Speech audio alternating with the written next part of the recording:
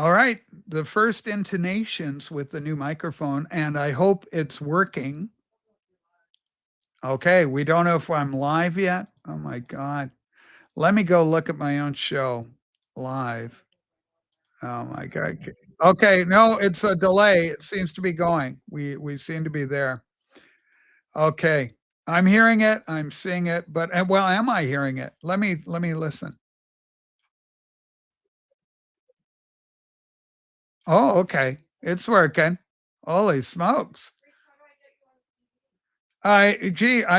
Jiminy Crickets. I don't know, ladies and gentlemen.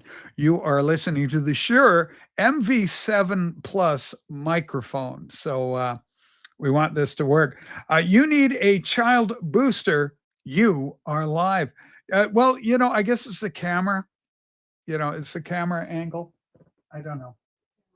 There, you know, it's questionable. Do you know the other thing? We've also zoomed in to make it bigger. 106 broken in half. Good day, Shadi. Happy belated. Brandon, thank you so much for the kind comments you left. Everything is sounding good, Novice Nick. So, yeah, here it is. So, I'm hoping this will be a lot more stable than what we were using previously. And that I won't be coming in and out so much. Okay, what's going on, better half? Gosh. Anyway, and apparently I've got it on a dynamic gain so it controls for it. My buddy Blake is here. We love Blake. And so this is really just a test. I want to test, make sure the microphone's going good. It sounds great, but Johnny says it's terrible. Oh my gosh. Johnny, I bet you would sound good with this kind of microphone. It's the MV7 by the Shure company. There's the labeling right there. And apparently it's an MXR. You can see by the three little dibblies and also a USB. So it's got different ways of connectivity. My friend, your friend, who had a very strong showing in the show earlier today, Norman Maslov, is with us today. So it would be good to get somebody up so I can compare. I was listening to the show today, testing the mic, and whenever anybody talked, boy, did Scotty sound good. He sounded so good. But when you do the thing, that's the thing. Hey, where can I find those two songs? They're incredibly funny. Well, those are Renee. And, we're going to try and get a hold of those. Those were created by yesterday's papers, who did a spanking good job for us. How's that, Sue? Are you okay? A little bit better? Anyway, sweet Mike. Okay, good. Massie's here so we can test it with Massie. Massie, how's the microphone sounding? The microphone sounds splendid. I want to hear you pontificate on the drama in the world and your love of mankind and womankind. Yes, and womankind and anybody Womankind. in between. I love that you and Sue are such generous, thoughtful people. And I may sound like I'm full of a pile of shit saying that. I got a tear. But I love you so much. I love you, though. That's the thing about us. I mean, I have so much respect for you. And I just think the world. And I thought Michelle was so sweet today. I mean, she's a sweet woman. I really like her a lot. We never got married. We can't live together. Yeah. But we've known each other. Why not the living together? What's going on with that? We have first of all, she's an outdoor, or she's a rural critter person that doesn't want to be near cities. But every once in a while, she'll come in and we'll do movies and dinner and stuff. She does, Michelle, and I don't want to, how do you put it? Talking out of class. Yeah. But does she suffer agoraphobia in any way? Agoraphobia. Really, but she likes coming in the city and getting the buzz for a couple of days, and that's enough. It's like me going to nature. Yeah. I'm like Woody Allen. If I don't have pavement below my feet for at least, once every 3 days, I'm out of it. I like this buzz of a city. I like a record store, a bar, a restaurant, the excitement of a city. Yeah, me too. I get both sides to it. So we kind of have the best of both worlds. I get both sides too, but I am city. I'm all the way city, man. That's where the action is. That's where the people are, the party, the fun, the energy. So I've always been for the city. We have the best of it, but we are family. We're not related. We have a great son. We've had our typical relationship problems, but we lasted living together almost not shy of 30 years. Wow, that's That's pretty more than damn most good, buddy. people. Yeah, that's. You on the natural settings? Um, A bit bright, maybe. am I a little bright? Tiny bit bright. Okay, I'm not too You're a little sure. green, but that's okay. Well, that's just Why would I explain?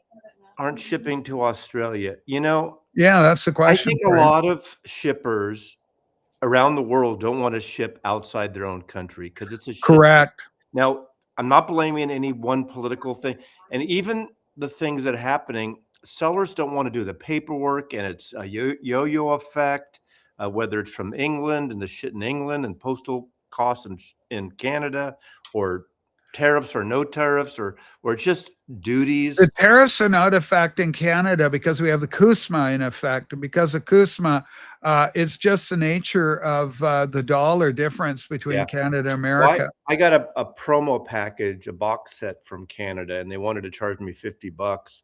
Luckily, I received it, and I told UPS, no, it's final. That doesn't count. And I just ignored them. So, all right. I've turned my mic level down a bit. How's that for everybody? You sound great. You sound very good. I turned it down a little bit. How is that? Does that, people liking that? How is that work? Also the tone, I've got a natural tone going. I think you can make it a little darker. You have a very nice. I could make it a little darker. Tone. Okay. Here's the natural. We'll go back to Mrs. Natural. It sounds good. You have nice tone. All right, good. This encourages. And Johnny, I'm a kiss ass because I've spent time with both Sue and Rachel, and they were lovely to hang out with. We did have so much fun. We're going to do it again. Our journey together. It's not over. It's not over. We're going to come down. Well, we got to come down stateside, and you're always welcome up here, of course. Canada Post is outrageously overpriced. We're losing a lot of money. It's a government organization, right? As you know, governments are not good with making money. By the way, I love you kids so much. I never want to hurt anybody's feelings with the politics or anything. I really don't want it. Sue and I talked about this after. We really don't want to talk too much politics on the show. Blake and I got a great little reservoir for all that kind of activity where we talk politics. But here, generally, because we're so divided and the time is not yet come to fruition where everything's going to be revealed that needs to be revealed. It's got automatic tone range. Try it out. It does, Brant. I believe I'm in the automatic mode. I'm not trying to be personal, but those are like I think that microphone's about $180 US. I think so. It's 400 up here. Wow. Again, telling you the difference of the economy. It's almost 300 US. It's 300 US. It actually is. No, I looked it up on you. There's one it's on Amazon for $179. Well, okay. It's the MV7 Plus. Oh, MV7 Plus is what I'm looking at the MV7X. Yeah, no, we're MV7 Plus. Got it. I was curious. MC. One has no USB. Got it. Okay. David, you can come up and join us as well if you'd like. I want to hear how I sound when more people are talking. If it cuts out or gates me. Is this the MC7 Plus hybrid podcast microphone with mic stand? It's $329. Yeah, if you get a mic stand, we did not. It's $269. Yeah, $269 USD, which equates to around 400 Canadian. Once the taxes in and everything. Glad you are both back and so thank you, Greg. You can get them in black or white. Yeah, I went with the black because my gear all in here is all black, and the white would have stood out. Canada, like the United States, is trying to make the whole country white. Okay, now hold on. Listen, I don't believe that. Now you know. I went for the cheap shot. Okay, just chill listen, out. I get it. People do take this shit too seriously. You know how it is. It was okay. The MV7 Plus, David knows a little thing or two about all this. He says it was $250 USD. It may be more now, it may be less. It's $279. Things fluctuate. Yeah. People's heads explode. People like on that. Going back to the morning, there's a couple people now talking about this whole vinyl tag. Yeah, the vinyl and tag. They got so David upset Atkinson. that a year ago, after Edwin, I wasn't even the first person to do Edwin's tag, but I called it official. And of course it's snarky when you call something official. It's like when you say the best records of the year, they're not the best records. It's your favorite record. So let's people chill out a bit.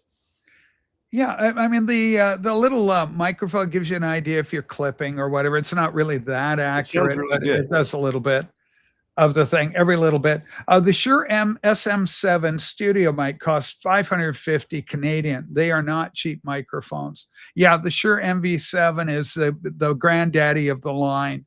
That's kind of, and the yeah, I think it's the Well, I will MV. say, I think what I do agree with, I think you and I agree on this. We is agree on a lot. if you can invest a little more, like Michelle and I were talking because she wants to get a new couch, a sofa. And I Okay. think about 5 or 6 years ago, she bought a couch. And I remember at the time, this is where we don't get along. I said, get something a little better, pay a little more. And it's already fallen apart 5 years later. I've had my couch 12 years and it's like, get maybe something American made or something that has better structure and support. Pay a little more now and it'll last longer. Yeah, you're absolutely right. That's my philosophy. Sue and I struggle over this because I'm with you. It's almost identical. Like Sue's the same as Michelle when it comes to No, that. that's not true. Okay, go ahead. Let's I explain like that. it. I like quality stuff, but I don't want quality stuff where we don't actually need the actual Well, stuff. Oh, That's right. that's a whole Okay. different thing. I Okay. agree. Yeah. Okay. Yeah. If I'm going because I want something, I want quality for sure. Yeah. Over here, the MV7 Shure, and we're the MV7 Plus, 395 Australian. Yeah, our economy is kind of similar, Brandon. This sounds 1,000 times better than the other night. That's what we want, Anyway. because that's our Christmas present. Yeah, it's our little Christmas present for the thing, but we're doing it. Okay, I've got a delivery from Vinyl Storage Solutions. Of course, this is a Canadian record sleeve company maker. I think it is Canada-based. Took about 2 weeks to arrive over to Liverpool, England. Also, the album sleeves are the best I've had. They are very nice. They do a great job, and you can, especially for gatefolds, they have special customized sleeves for gatefolds, so they work quite well. Anyway, it's nice to see you back in the familiar environs I of was there Maslov Central. three nights. I was there. I got there Christmas morning and I stayed. We went to the movies. We cooked. Yeah. We fed the alpaca and the critters. Okay, this is interesting. You sound much better than the Yeti. The Yeti is a good little microphone. I think what was happening, the USB was struggling with it. Sounding smoother than a dolphin's head. And if you've ever had the blessing, I was in San Diego and I've actually felt there's a porpoise to it. A porpoise to feeling a dolphin's head. David, come on up, and I hope you're ready to come up. I would love to. Did something happen to Rob, or is he just in transit? Rob's in transit. Rob is, it's the holiday seasoning. Yeah. Planty's going back. We had the Christmas tree in behind me, which I thought was nice. Oh, you took it down pretty fast. Well, it's over. It's over there now. So it's not down. It's just shuffled, which is great to see it. It's great to see it shuffle because it really does invite me to play my stereo more. I did not play a lot of music over the holiday. Ladies and gentlemen, the big announcement, and this came courtesy of Joey Calio. Joey, if you're watching, text Joey. Let's get him up here. He told me that Park Life is being reissued on February 6th. Yeah, I wasn't supposed to say anything. So if he texted me about it because what happened? Did he say you could announce it? No, because Mike went and announced it. Where did the guitar player? No, in Groove. We're talking Park Life. We're talking Park Life. It's going to be a record store. We're talking Park Life. We're talking Park Life. All right, here we go. We're talking Blur, the band Blur. They've got Park Life. Oh, never mind. Yeah, just keep it DL. You heard nothing. Hello, so David. Look at David. Look at how Hi, Massie. Massie, look at this man's camera, the image, the handsomeness, obviously, that goes without saying. But it's the background, it's blurred, it's soft, it's gentle. You have, David, seriously, you have one of the best setups going, and you've got a great vocal. I just think it's really good.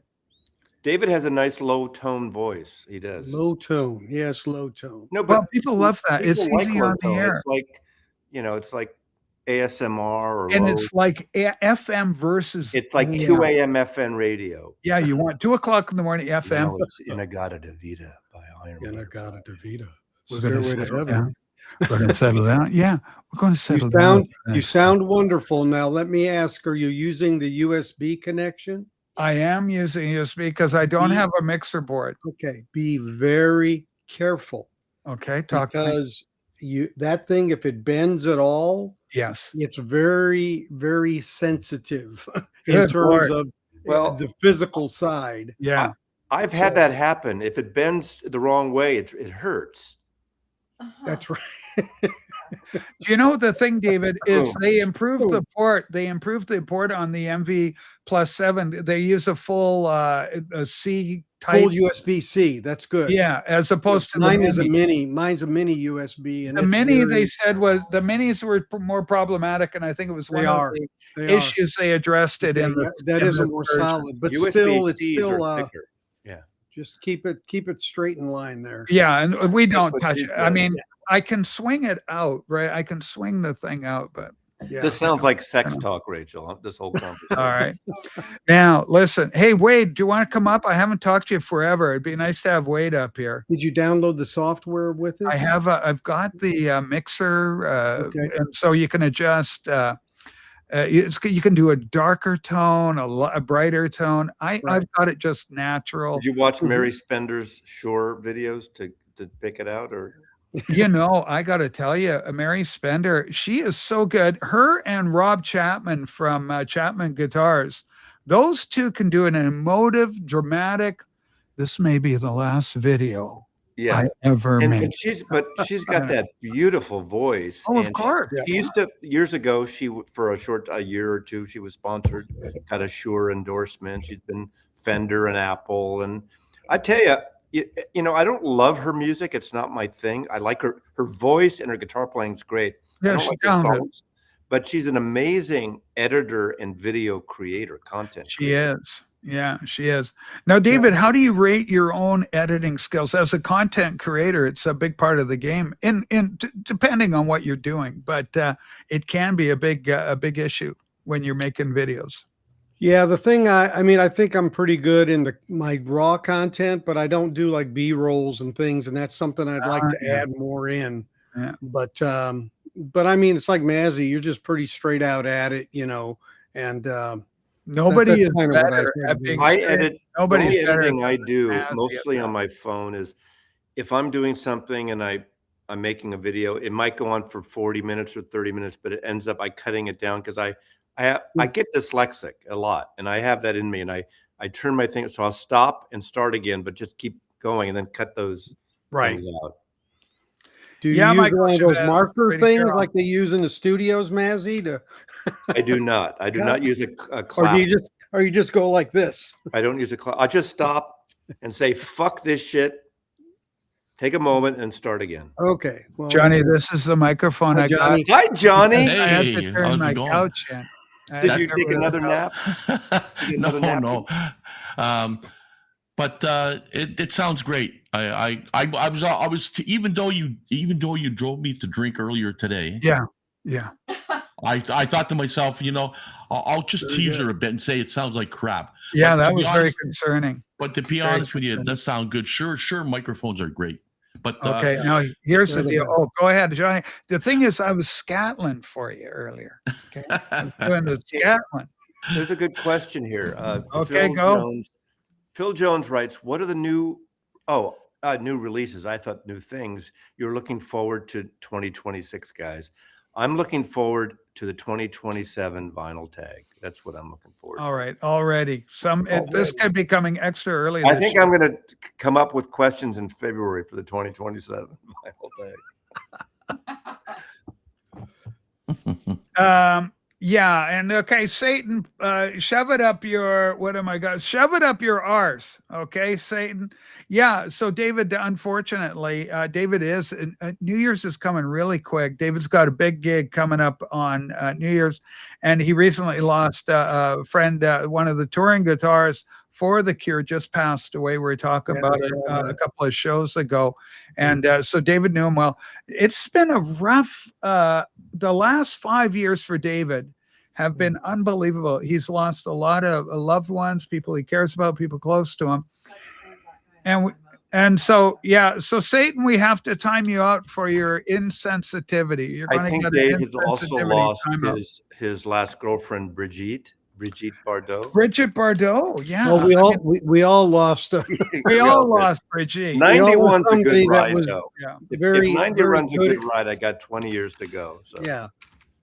She was a legend. Bridget Bardot was very popular in Quebec. Well, for obvious reasons, I guess, Of Jack. course. I She remember was, that. but she was popular everywhere. She was kind of Well, a yeah, she's global popular, of course. star, She was right? responsible for more Yeah. blisters probably than Oh, anybody. like small Oh, But she, coming of age story. blistering joke there. Yeah. Yes, holy smoke. Well, there was a lot back in the 60s as we were coming of age. Everything was designed for our generations. We have Barbara Eden, Elizabeth Montgomery, the beautiful Raquel Welch. Bewitched, Raquel Welch coming Raquel out, Welch. 1 million BC. Oh, Fantastic Voyage, Raquel. right. You know, And Margaret. And Mrs. Margaret. Mrs. Gladys or Kravitz. Gladys Kravitz. Well, that was they had two actors play her. The first one, tragically, she died of cancer. Very short into the running of the show. She did maybe 2 seasons of Bewitched, and then she passed on. And Darren went. Even Darren outlived her. Yeah. Yeah. Which Darren? Well, both Darrens. Now, both Darrens are gone, I believe. Now. Dick York. Yeah, Dick Dick York. York is gone for a long Dick time. Oh, Dick Sargent. York. Dick They York couldn't went keep first, up with but 2 then- dicks in that show. No, You know? Yeah, That's Dick right. York is the original, but apparently he was in a lot of pain when he was on. Yeah, his back. doing He that had show back because of his issues, back yeah. and stuff like that. So Yeah. You're right, Satan. There is no such thing as a bad boy. But remember that it's still important to have good behavior so that bad boys cease to become any issue at all and they become just beautiful public servants. Anne Margaret was the ultimate redhead. That's Boy, oh boy. And Swedish born. I didn't know that. I didn't know that. Yeah, she's a Swedish born kid. So I think technically she's still listed as Swedish American. When you go to your Wikipedia, she's listed as Swedish American. Go ahead, Chad. This lady was this singer, this artist she passed away a long time ago, but another one that was very popular was Edith Piaf. She was very, very popular in Quebec. Very La Vie en popular. Rose. And in Paris. Yeah, I saw that movie, La Vie en Rose. Oh, very good movie. Very good movie. I have very hurtful. This is what's known as ageism. We've got Rob Walker from England saying for some reason this particular broadcast of ours is reminding him of the film. Hey, Rob, has Rob Walker done the new 20? Has Rob Walker done the new vinyl tag yet? And Rob, I'm thinking in February I'm going to post the questions for the 2027 vinyl tag. Is that okay, Rob? Do I have your permission for that? All right, we're going to find out. So, David, have you done the vinyl tag for 20? Do you do vinyl tags? Not everybody does. I don't usually do those. It's just I got too much other stuff I need to do that I've committed to. So, Rachel, Massie, Vinyl Richie posted a video this morning where it's great. You've got to watch it because he takes clips of vinyl tags going back to 2017, intro clips from probably 30 different vinyl people. A lot of vinyl BC people are totally gone off doing them, but he does these intros almost like not a best of, but a collection. And it's really kind of fun to watch. Some people you recognize, some you won't. So is it more hysterical than historical, or what do you say? Yeah, well, it's not necessarily funny. I know you're trying to be funny there, but it's just kind of fun that he did these clips. And there's some people who think, God, I forgot about that person. And some I've never known. And he starts with 2017. I think I did my first one in 2018, probably. I think I was coming in around 2017 or something, Yeah. maybe showing up watching it anyway. I started in 2017, but then I waited a year, or 2016, then I waited a year before I did my second video. So, Okay. And this is from Johnny. This is a beautiful comment. Johnny, do you want to share your thoughts? Sure, David. Good luck, sir. Not that you need it. You're top tier. Wow, Johnny, that means a lot coming from you. How did I sound? Did I sound You okay? always sound good, but This, you've got this is Yeti though. yeah, Yeti but Blue, you sound right? so Talking wonderful. into a with your cup. dulcet Johnny, you would tones. sound much better if you had a Shure MV7 7 Plus. plus. Yeah. Absolutely. I don't want to die at a young age. My Rhonda would kill me if I spent that kind of money. And I'm like, no, but if I was doing podcasting like you guys, it's more of that stuff. Yeah, I could see it, I but do follow you. yeah, this is good enough for me for doing the DJing stuff as far, but One of my favorite accounts right now is Rachel Was Right. Who the Rachel fuck Was is Right. that? An incredible channel. Okay, Mass, if you followed my channel, you know I'm off grid. I think David did the tag a few years ago. I I do did follow Rob. early in the day. I do I follow did Rob. one or two. Well, you're getting your legs, right? You're trying to etch out a little place for yourself in this thing we call the vinyl community. And in full disclosure, it does take a little work to you find your niche and what you wanted to do. Massie was a big inspiration for me. I did in the can videos. Hey, you got a great record. And but I quickly realized I was not the best at that format. And so I've quickly found my groove with the live stream. And I never really looked back. Matthew, we're testing out the brand new Shure MV7 Plus. We're interested in the feedback, and I'm going to watch this again just to see how it performed, and then we can tweak and see, what if there's any improvement that can be gained out of it. So this isn't a sponsorship video. You're not sponsored by Shure. I'm not you. If I was the kind of following you, I guess if I was interested in that mic, I could just for the hell of it write them and say, hey, I think you could. I think you've got the club. You'd be surprised what they do send shit, sometimes. A lot of people would, and really $300 microphone for sure is like $50 cost. Yeah. One of the great things is I like this eMeet 800, but I've been on Marketplace looking at Canons and Nikons, and what's pleasing about the little eMeet, even though I'm tinged in green or what have you, some of the older ones, even from 2012, are not capable of going into live stream format. So you're better off with what you got. It's still a solid entry. Go, Norman. I got a question. Can you, and maybe I don't know this answer, and maybe you don't know, can you use that mic as an input since it's UBCC? Can you use it on a new iPhone? It does connect to a phone. Okay, because that's the iPhone has. Yeah, you can. You got to get in. You got to get in. I guess with the adapter. There's an adapter because it's USB. Oh, because some people were saying I've got an older one. Massey's the last 17. Starting in the 15, I think this is a 16 now. Yeah, and I got a 13. Yeah, so but I think starting at 16, they did show some people with this mic actually plugging it into their phone, doing the thing. So, and as David said, motif software for that for the phone as well. So obviously, this is you plugged in that to the USB. Obviously, I can see by the way it looks there. Yeah. But you have also a connector there to you can plug it into a soundboard. If I got a mixer or something. XLR, So it's got some upgradability. You got both choices, two choices. So that's you could use it for doo-wop, Johnny. You could use it for doo-wop, but you can also, if you plug it into a mixing board, then you could get your electric guitar, plug the mic in and go. And some people do use this to vocalize, sing in. So but for what I really know about this stuff, you don't need to tweak anything really. It sounds good. Bring up 4D man. Your bass sounds good. Okay, let's take a look here. All right, Mass, go ahead, take it on. If it's a sponsorship mic video, expect a letter from the house of Jason Rojas. Holy smokes, because he's against that. We have some people that just don't like sponsorship, but I call that one of the markers of success. Well, to be honest with you, I wish I had a sponsor, but getting free records is not a sponsor.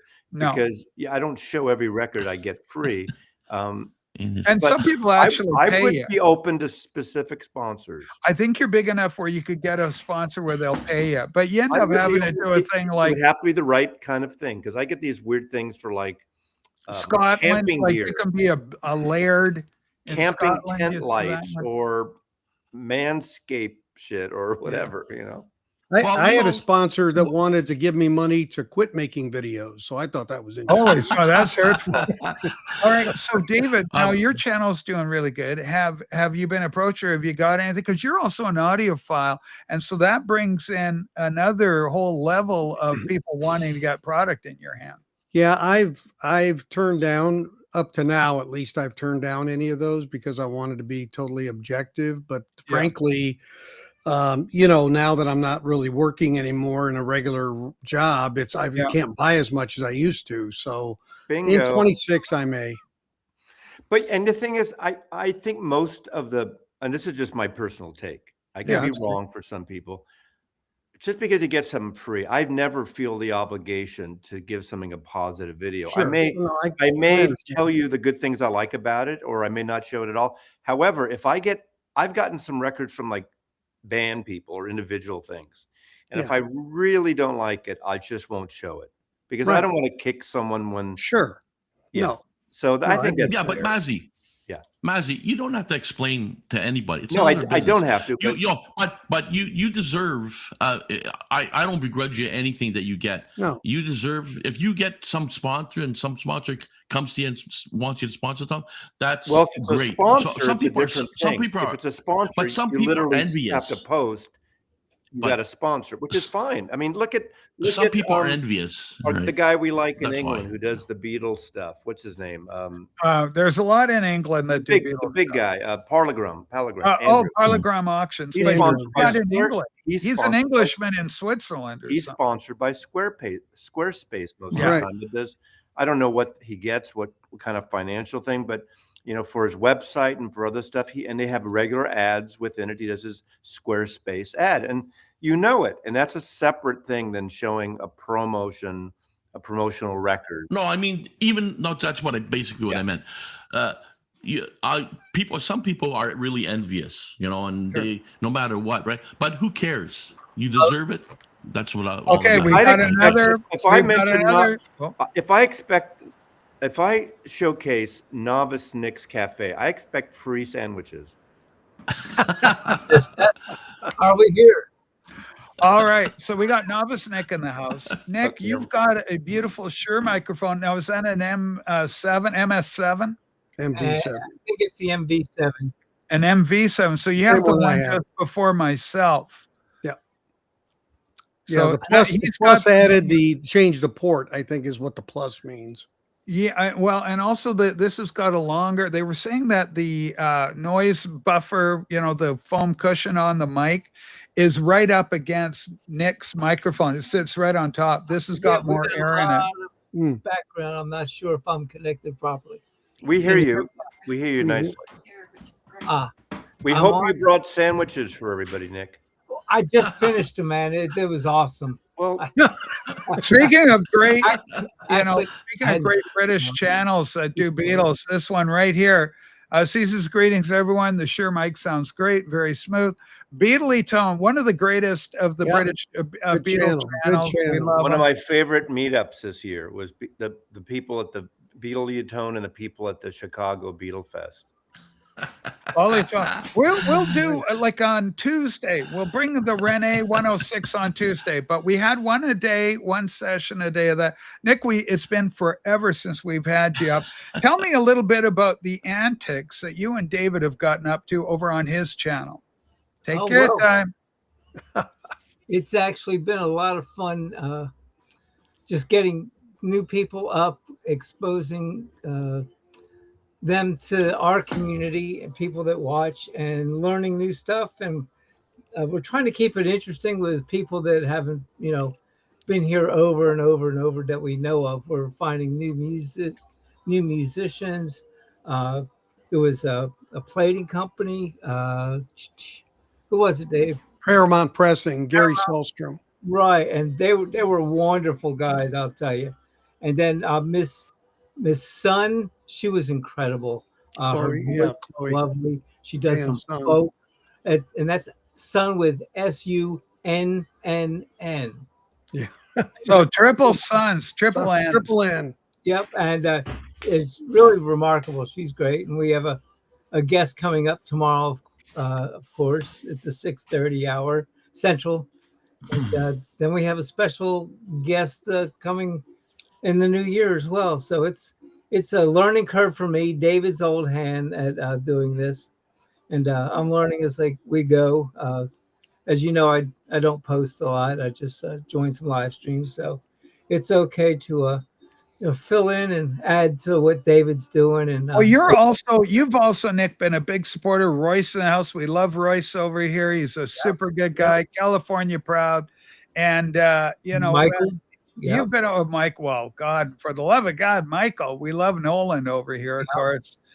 Two great channels, and they work hard, both those guys. yes, Michael, nuts crazy with the following he's got. It's a full time. He's put his heart, soul, and a whole life into it. Him and his better half, which is wonderful. And of course, Roy's changing the name to the Four Horsemen. It's always a pleasure when I get invited to come up. He has usually 4 regulars, but on occasion somebody can't make it, and we have a group. Are they going to do magic tricks now? Magic. Well, the Four Horsemen. That's those big movies are huge. Right. It's the second movie came out, the Four Horsemen, right? The first one was really the group in the movie, in all 3 movies now, are called the Four Horsemen, and it's called Now You See It, Now You Don't, and right. Yeah, and they're really good movies. I've enjoyed them. I hadn't it's seen fun. them all. They're fun twists. Right, exactly. That's what takes you away from reality for a couple of hours without any background noise, which is really wonderful. So when do we get Rob Walker on the show? Rob Walker, what is going on with you? I still can't figure out how much of a now that I've met Rob, and I like Rob. He's so dry humor, but he always bitches the negative stuff about everything. Well, it's just, I find it so interesting. Now he's on this hiatus, from what I understand, and he's on the DL, keeping everything's very quiet. But when do we get you back, Rob? And when do we get you back on this program? We're looking forward to it. I think it'll be a blockbuster. You always bring heat and fire whenever you show. So, you're a good guest. What's this thing about the VC close to death? I think that's kind of interesting. Further from the truth. I've already watched in the last 3 days or week 3 vinyl community channels, brand new, that I didn't know about, that made the vinyl tag videos. And I discovered them, brand new videos.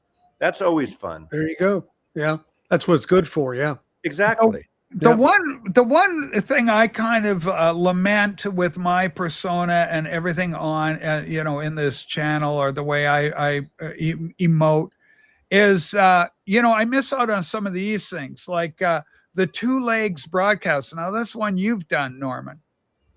The 2 Legs Beatles broadcast. You've been over there. I was on one. Yeah, those guys are great. Yeah. Well, they're all Beatle people, right? Yeah. And I met them in New York. I met them in Chicago. I'm a Beatle person. I love, I love my Beatles. Yeah. And I dare say I'm fairly knowledgeable myself about the Fab Four. You know a lot. Well, it's been a lifetime, right? Loving that. I just couldn't do a whole channel on the Beatles. For me, it'd be too much. Yeah. Okay. And Rob goes, I've been subscribed to them for years, Massie. This is Rob. By the way, the big story. Oh, go ahead, Norman. Rob, let me just answer Rob. Yes. These 3 channels, and unfortunately, I don't have the names off the top of my head right now. They just started. These are their first videos in the last 2 weeks. So if you've been following them for years, that means, subscribe, you said. I say for following them, you're a pervert. Okay, we got a big message from David, safe and sound, Texas. David, do you have a message for us? Yeah, I had to head to dinner. I just wanted to check in with you. Saw you had the mic. Congratulations. Yeah. And I want to wish everybody a Happy New Year. We're going to have our show on our channel tomorrow, 6:30 Central. Please join us. Paul Paraka P-Dub is going to be our special guest. Big guy. Big name. He's a good guy. Wish him good health, too. I will, Mazzy. Thank you. Is Paul okay? Is Paul okay, man? Yeah, he's okay. Hey, listen. Happy New Year, David, if I don't see you. See you, Nick. God Bye. bless. David, Like- safe and sound, Texas, everybody. And this isn't private. I don't get into details, but he went through a cancer situation too Okay. this year. So Yeah, we want him. We want him well. We want everybody well. Of course, John, digital gramophone, having his own battle and winning. he's home. Hopefully. He's had operations. He talks about it. They had to remove a good portion of his stomach, Yeah. which is not always healthy. But apparently, No. he's not on chemo. They got all the cancer out. He said this stuff, so I'm not sharing. No, any no. private- And he tails out of school. Yeah, but he's got the darkest, blackest sense of humor, which is about it, and it's great. But And he's the dad of a young son. two young kids, Yeah. young daughter. He's barely 50 if he's 50 yet. Yeah, isn't it? It's just it's like a roulette wheel. Sometimes you wonder, Right. They why, caught it early though. in how his it case. goes. Well, that's critical. That was Sue's situation. Fortunately, they got hers early enough. But it sure takes a toll on people. Even the chemo and the treatment, can be really difficult to deal with for people. Knocks you on your ass. Yeah. I think if I had one wish, Yeah. I would wish that. Well, two wishes. I wish that I'd be a millionaire. Okay. But the other wish is I wish I could eradicate cancer. Okay, is that the one? Do you know the one I think is even worse than cancer are the debilitating ones like multiple sclerosis, where you're trapped in a body, ALS, Lou Gehrig's, where you're trapped in a body, your brain's fine, but the body's not working. I think, Parkinson's, that whole range of conditions, I think are so horribly cruel. And for people, because like your brain, you're active, everything, but like cancer is like you feel so sick and so effed up that you kind of go, God, I'm ready to check out. What late stage cancer. But Johnny, wouldn't you try to eliminate early male baldness? nah. It's not on the list. Cancer is my priority one. I'm but kidding. Baldness, I know. or maybe But Alzheimer's. have more hair or something. I wish I had more hair, maybe, or something like I used to. Yeah. But then I'm telling you, coming on Rachel's show, sometimes you lose more hair. Yeah. Today she like drove me to drink. I tell you, I reached out. Very I reached for like a difficult shot show. of brandy today. Rachel got dialed up for you guys tonight. She got lipstick on, a little rouge. I'm not going to let that go by. You're looking good, Rachel. Oh, wow. Yeah. That's fantastic. Yeah. Somebody's got to notice you made an effort, right? I got to tell you, Nick, I have dropped 100 pounds and I'm fasting. Today's a fast. So I should be 101 pounds when I wake up tomorrow morning. So that's really good. So I'm looking after myself. But until I see Massie again, and I'm going to have more than one martini. I'll have two. I'll push it for two more. No, you don't. One is only one. Yeah, but we have our good talks. I had one martini over the holidays with Michelle. That was it. And she's a vodka martini person, so we can't. But you know where you notice it the most, Rachel? Yes. That you lost weight? Where, Jack? Is on your clip at the beginning of the show when you're walking Yes. something in your head. You really notice it there. You can see when you get lost the a lot full of weight. body of rage. Wow, I'm thinking to myself, wow. I'm a who's tall the chick there? I'm a tall drink of water, Johnny. Yeah. Okay, and Rob Walker's got an absolutely gorgeous head of hair. He's actually right. He's actually right. I like once a week I do the buzz. I don't have to go to pay a $50 or $100 haircut or whatever. It's great. It's I don't need shampoo, really. A little body wash does it. I was going to ask you something. Go ahead, Shadi. Do you use oil? Do you use oil of Olay? Because your skin seems smooth. Me? And, no, well, you too. Oh, but, I don't know who you're Rachel. asking. I'm sorry. No, Rachel. You know what? I don't know what an Olay is, so how would I find the oil of it? Oil of Olay. Rob, I can't believe Rob's saying that. Rob, I have such a hard time. There's a great channel Sue and I watch occasionally. It's this guy from Manchester, and he goes around to the worst pubs in England. That's Rob Walker. It's Rob. I would love to see Rob as a special guest of his. The honest drinker. I think it's the honest drinker is what it is. And he travels and he's all over the place and he does a great job. And he went over to America. So he's in the US and he's going into bars, dives in the US as well. A lot of fun, but Those typical probably get British him a lot humor. more views than vinyl community views too. I tell you, I'm toying with the idea because I've been flying these games and stuff. There's a way of recording flying, landing on an aircraft carrier, and people like to watch this stuff. And if you do cinematic, now my curse is I don't like spending a lot of time in the editing room. You really have to if you do it. But as an experiment, I figured, if I do it, I could probably generate a bigger following in that medium just because of the nature of it than even I do on YouTube. And YouTube's been good to me. Like I've done quite well for myself here. Okay. I like to share. Wow. I'd like to share something if you don't mind, Rach. Okay, it's Beatles. I like related. Beatles. Okay, the Beatles 64 vinyl box set that was going for $299. You can get it right now on Amazon for $166. So we've got a sale at Amazon.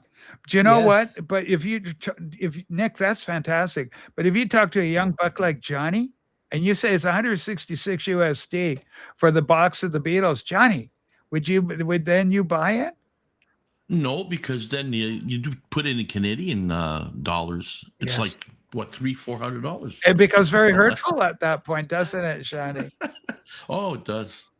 Well, the math is better than $299. Rob Walker, I know you're living in a yellow submarine most of the time, but there are people that have jobs, not in retail. Now, retail's a different thing, or restaurants like Nick, but and people that go to school that have Christmas to New Year's off work, and January 2nd they go back to work. So the perfect time to do these, for some people, to do these vinyl tags is the Christmas break, like a best of list. Every magazine, every radio and TV, when they do their best of list, the best of the year, they come out in December. If you want to wait till January, that's fine. No one's telling you have to do it this year. The questions are there for you to, and David Atkinson gives you the questions, so you have 2 weeks to ponder, think about it. Pontificate, as you will. 2 weeks to pull your records together, and then you can post on January 1st, Rob. Simple as that. So are we a supporter of putting Christmas displays out before October? I think you should 31st? wait till. I personally think you should wait till Thanksgiving, but Yeah, I do too. Yeah, yeah, retail does it before. Exactly. What business? That's marketing. That's part of marketing. My business. I don't care. Yeah, but that's why they do it. It's part of marketing. They want you to get in the store. I think it should be at least. I know what it is. I agree. But I agree that. Sounds but Yeah. But then you could argue, well, just put Christmas stuff up on Christmas Day or Christmas Eve. Well, there's places that have it all year round. There used to be a Mexican restaurant in the Mission District that they had Christmas lights and decorations all year. That was their thing. Yeah. Well, I even suggested to Rhonda, hey, why don't we just buy a tree on Christmas Day or Christmas Eve? You get them cheaper. But she didn't like that. Like, or you could buy a living tree. Those trees here we're selling for like $70. Buy a tree, an evergreen, a small one that's in a pot. Oh, we have one already. We put that up because the older you get, the less you want to go and chop a tree and stuff like that, right? So, but it's funny how some people react to this. Again, tags should be illegal, and everything is I know Rick's is probably joking. Maybe I don't. This stuff is optional. No one's forcing you. I must be an English. My life. December 15th, or 14th, 2 weeks before. How hard is that? But you have. It's kind of like when your teacher gives you a homework assignment. You have 2 weeks to do the assignment. So they post the questions. Do it 2 weeks later or 3 weeks later. What's the problem? We can't do it on the 14th, Massie. That's the day my pop passed. Yeah. Well, we could dedicate it to your pop too. There you go. But Always thinking. Love it, Baz. I see the positive side of that. Like people saying, "Oh, you don't do it. Don't do it.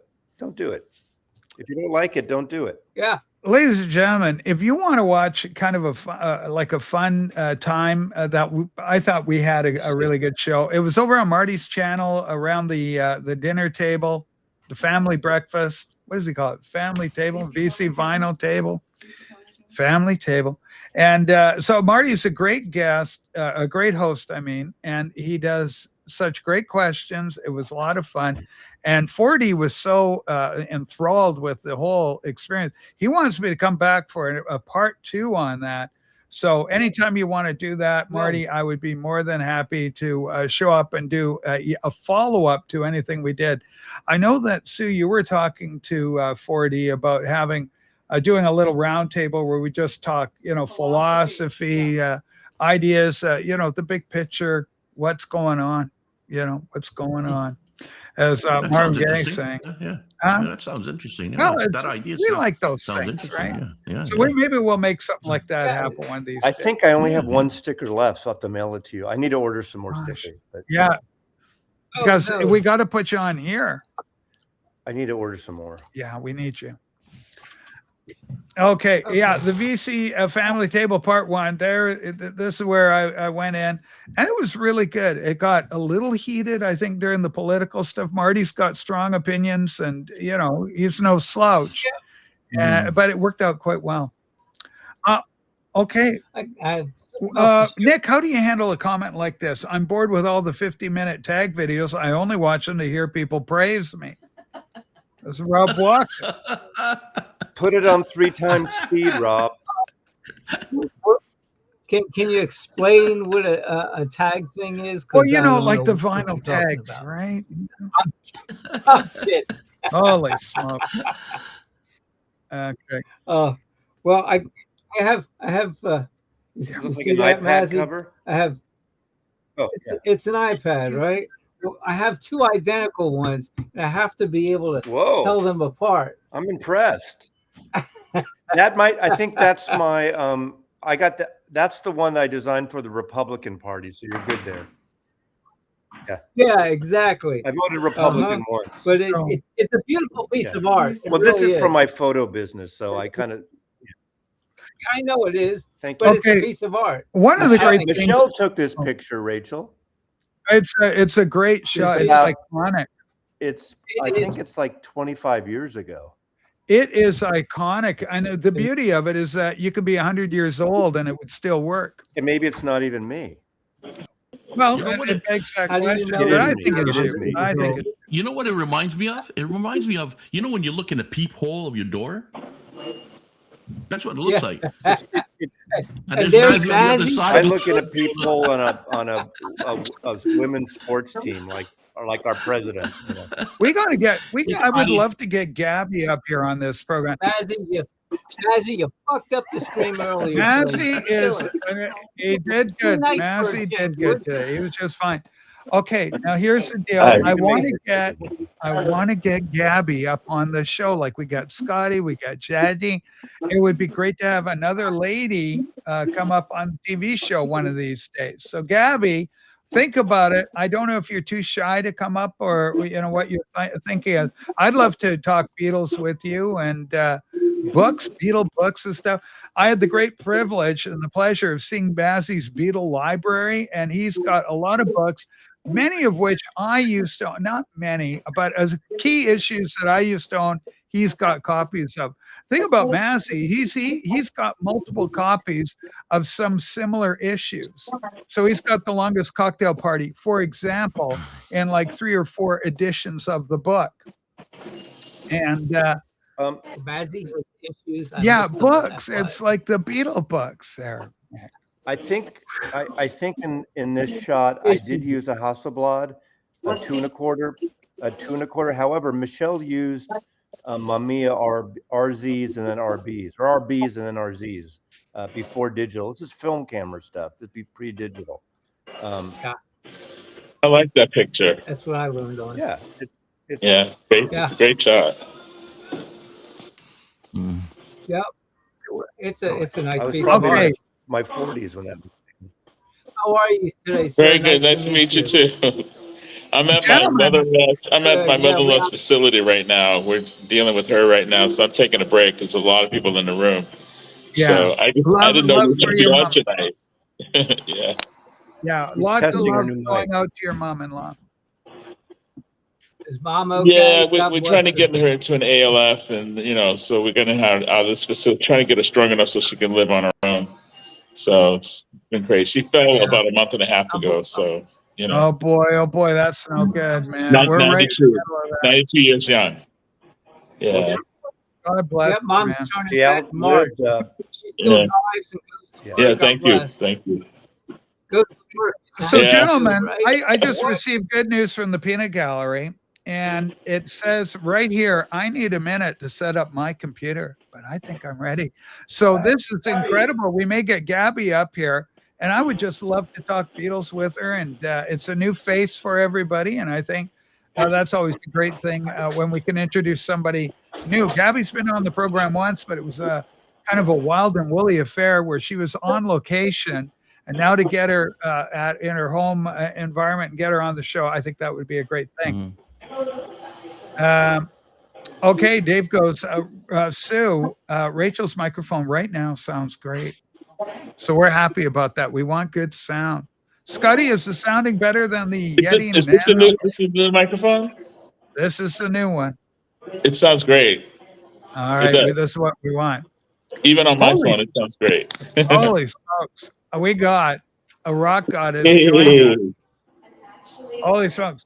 Now I'm going to pull myself off this stream because I want Gabby up here, but I also want rock gods, and I never say no to a rock god.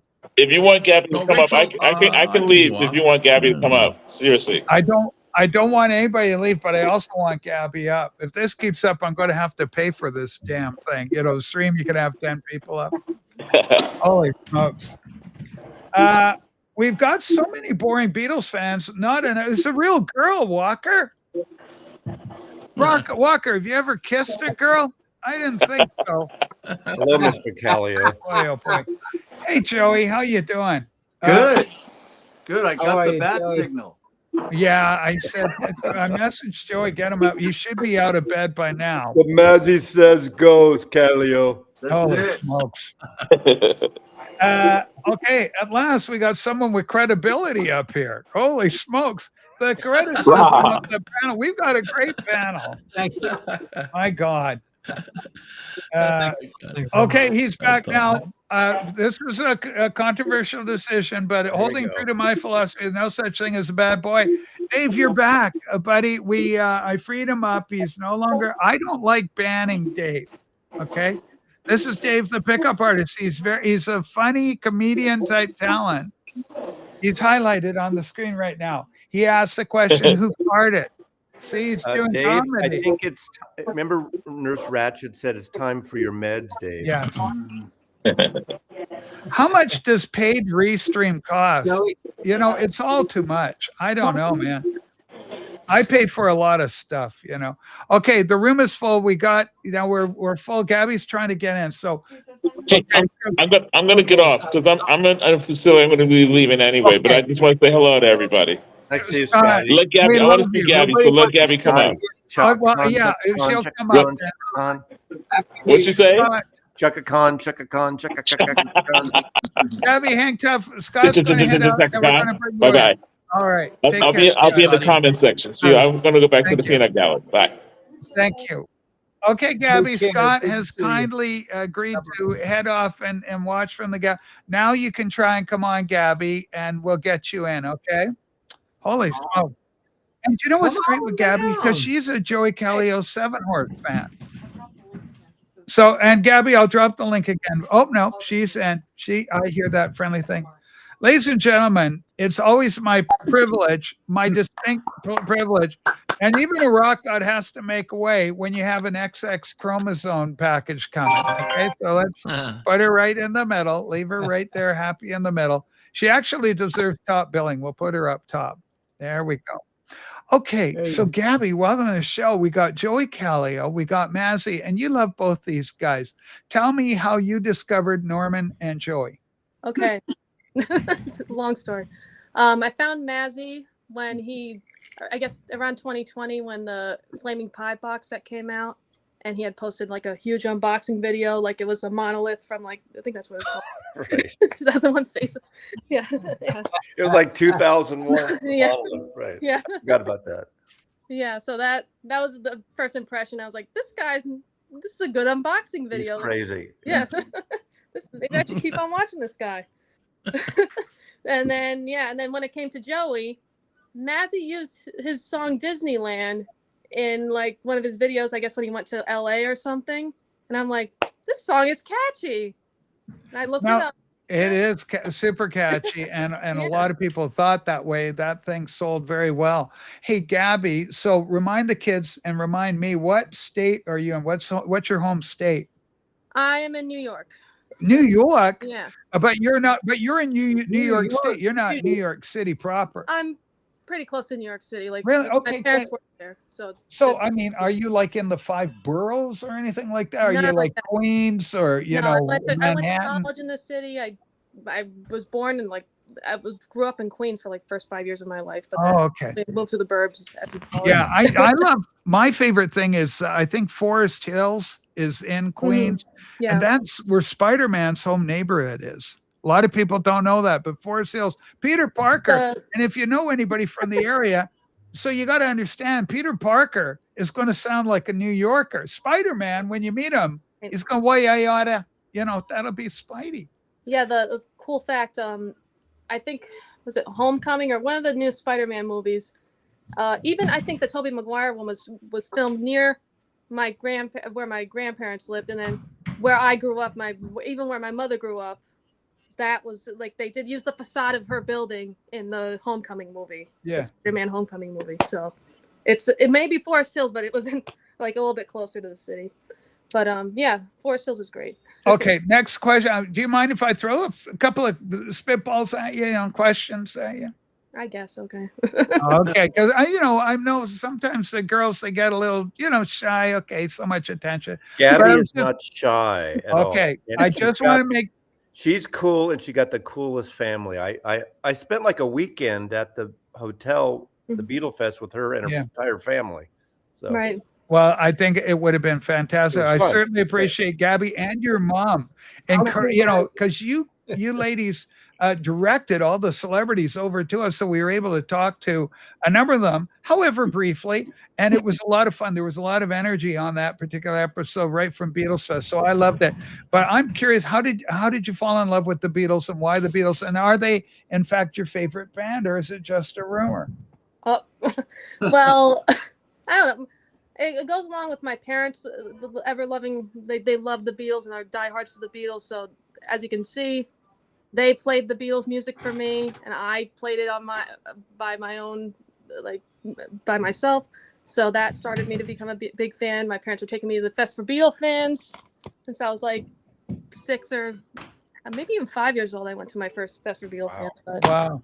Yeah, it's a long thing. And you were raised up properly in my book. I think that's absolutely fantastic. And I mean, because Massie loves the Fabs, I love Joey, everybody up on panel here. We all love the Beatles. Some of us, I don't know, are pretty much Beatle maniacs. I count myself a total Beatle maniac. Most of the thing I collect, we're in the vinyl community and people go, you collect records and stuff. But I go, no, I don't collect records. But what I do collect are Beatle records. The Beatles, I have like 10 copies of every Beatle record. The Canadian copy, I'm in Canada, so I collect my Canadian ones. I got all the UK first pressings, and I got the American pressings and various strains, and I got a few from around the world. And so, I mean, that's my jive. That's my group, because I grew up listening to them. They're kind of the voice of my generation, Massie's generation, Johnny, and even Nick, who's a lot younger than we are, but still he's not 20 anymore. Let's say that. Yeah, there's the young one right there. So yeah, Massie is very young. Massie is indeed young. So do you have a favorite? It's very hard for me to say I have a very favorite Beatle album. Do you have a favorite album that is in fact a Beatles album? I still have everything set up from the Sticker Mania live stream I did, so I have things to. Oh, okay. Let It Be Naked. So, okay. So this is interesting. I got to switch you around. I think we just had you mirrored there. Boom. Now we got you proper. I'll do it Okay. again. So Let It Be Naked. So this is really interesting. So is that your favorite Fab album right now? It's like, I've always said it's Let It Be. There always will be Let It Be, but we're going Let It Be Naked. And then what did you think of the stripped down version of it? Do you think it was Much Ado About Nothing, or do you think it was a legitimate call to arms to make Paul happy and get rid of the Phil Spector strings on it? I do understand like the need, I guess, his want for it.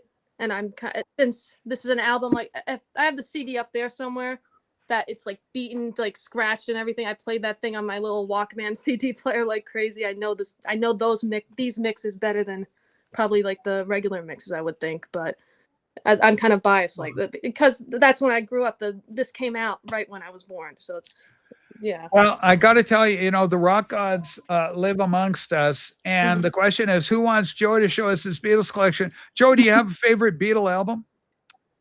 Wow. I don't know. It's mood dependent. It's like, I mean, seriously, the first record, sometimes that's all I want to hear. But I mean, I kind of like them all. I hate to cop out like that. But, the obvious, I love Rubber Soul. I love Revolver. I love Sgt. Pepper's. I love the White Album. I love Magical Mystery Tour. I mean, it's kind of dumb. I love them all. I'm the same way as you. And you know what? What doesn't get a lot of thrift are the early albums. But Massie has often talked about the Beatles' second album as being a great rock album. That is probably the greatest of the Beatles rock albums. It's early rock, but nonetheless, it's hard hitting, high energy rock and roll. And it's the kind of music that made the Beatles popular in the first place. And a lot of those, the famous 1973, the Blue and Red album, and it was the Red album for me, the 62, 66, that actually resonated more with me as a kid because it was the first one that I had. So I love Me Do, Please, Please Me, From Me to You, 8 days a week, I Want to Hold Your Hand, She Loves You. Although I Feel Fine, that is on that album. So 66, 65, of course, Michelle and Girl, all the Rubber Soul stuff, that's in that earlier period. And that stuff, to me, stands the test of time, as the Beatles do. There was some worry, Sean Ono or one of the Fab people were saying that, the Beatles are in danger. I'm worried that the young people, I don't think their legacy or their popularity or anything is in any danger of going away anywhere ever, because they are, in my opinion, the Mozart, the Beethoven of the 20th century. And if any music survives from the 20th century at all, it's going to be the Beatles. The Beatles are going to do it. Yeah, that's what my concern was really, because we're getting older and the younger generation's coming in, and that's what was my concern. Once the Paul is gone and Ringo, are the younger generation going to go latch on to the Beatles and that could be stuff like that? That was my concern, right? That could be the impetus for them to latch on. I think young people do get the Beatles. I don't think they're going to go anywhere. A friend of mine thinks that Dylan is the one that will be around 150 years from now, not the Beatles. But, I think both will. I think obviously Dylan will too, but there'll be room for the Fab Four. Go ahead, Nick. What you said about the early Beatles, that's what gave them license to do what they did as they grew and put out more product. That was the foundation, and that's what got people listening, and it gave them the artistic license to experiment and go forward. So I think they'll be one of those classic, they'll be a classic band that they're not going to be the number one band, which is fine because it's like we still people who read literature and plays think of Shakespeare 100 years, so it'll be like that. Obviously, there hopefully will be new music that's humanly created, not this AI crap that keeps coming out for new generations. There better be new music and new art, but certain art pieces and certain bands will definitely always be there. We should. Unless Yeah, unless Gabby something just explodes. Gabby just flashed a Canadian album. This is Beatlemania with the Beatles. This is we got it here in Canada. It came out I think in November of 1963. I've got a first pressing of that album. But I've also got a first UK press of with the Beatles, and then in America it was Meet the Beatles. But tell us about your thoughts on Beatlemania with the Beatles, Gabby. Well, I really like the cover art, different, like how different they are from the US cover art. So that is why I am so drawn to them. Like it looks like the UK almost with the coloration. It's not like brown and whatever the other one was, like a brownish tinge to the lettering. So the Canadians are different because we had the Beatlemania with the Beatles. Instead of having the Beatles' second album, we had the same artwork, but we labeled it Long Tall Sally.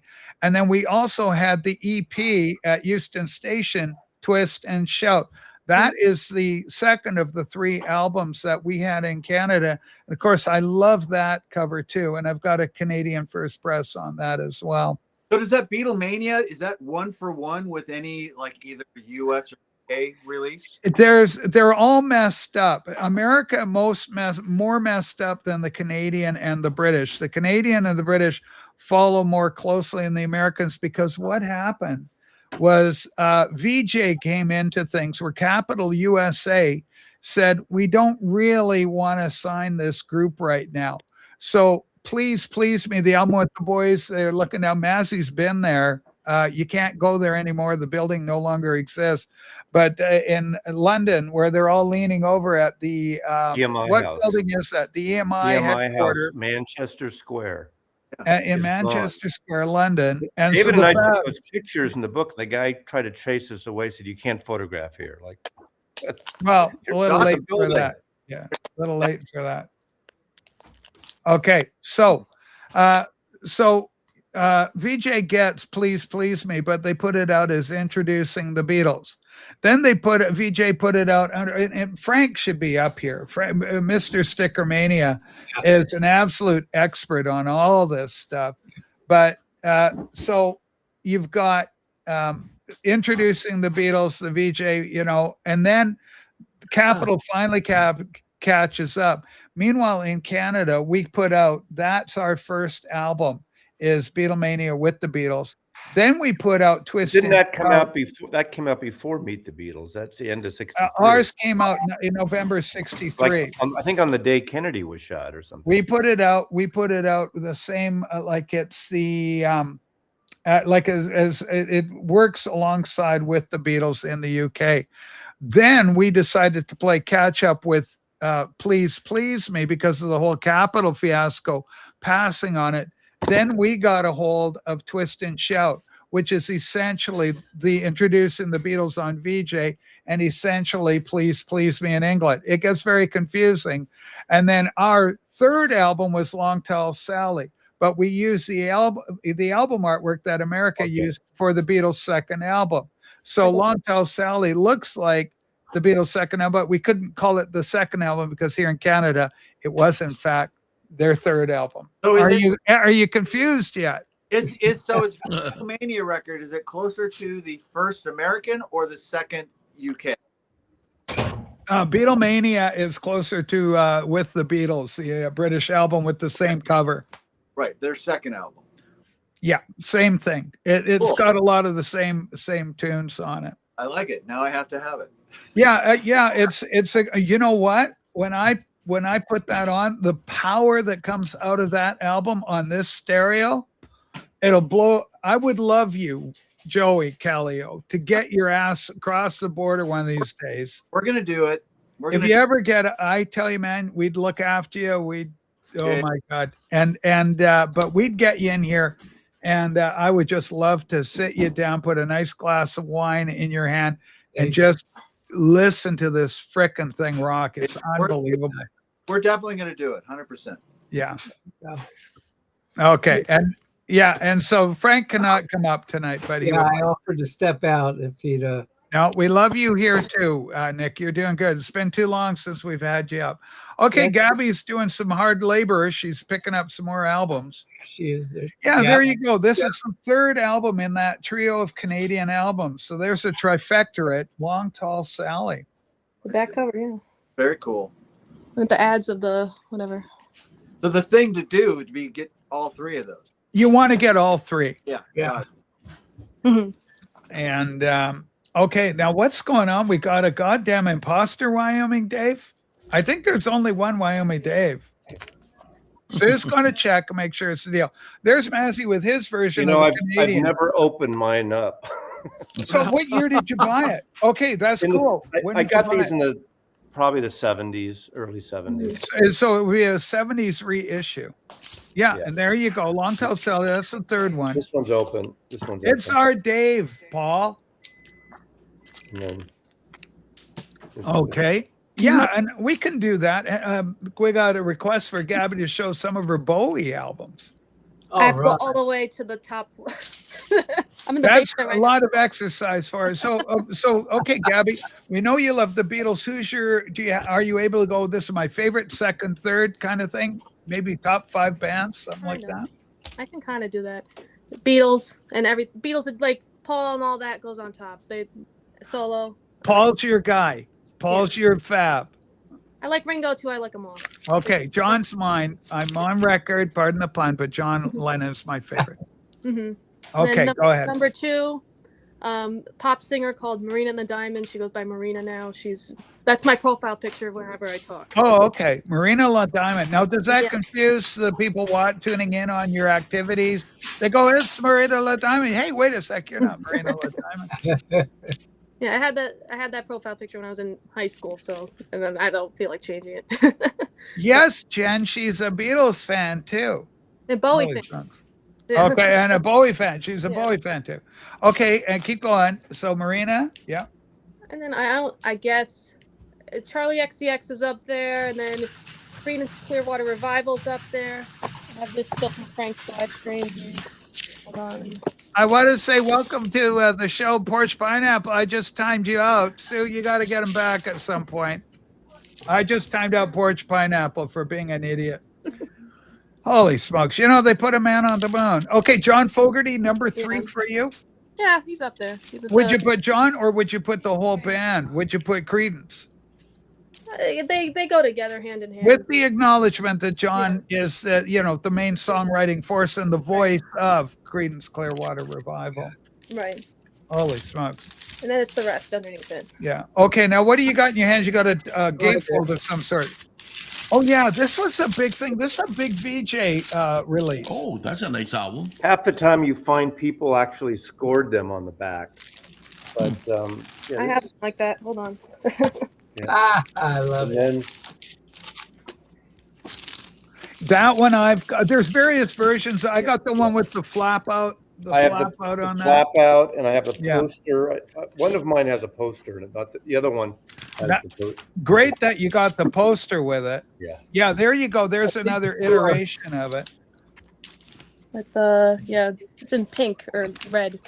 Yeah, that's different. I'm not as familiar with the cover on that one. Frank would be able to teach me.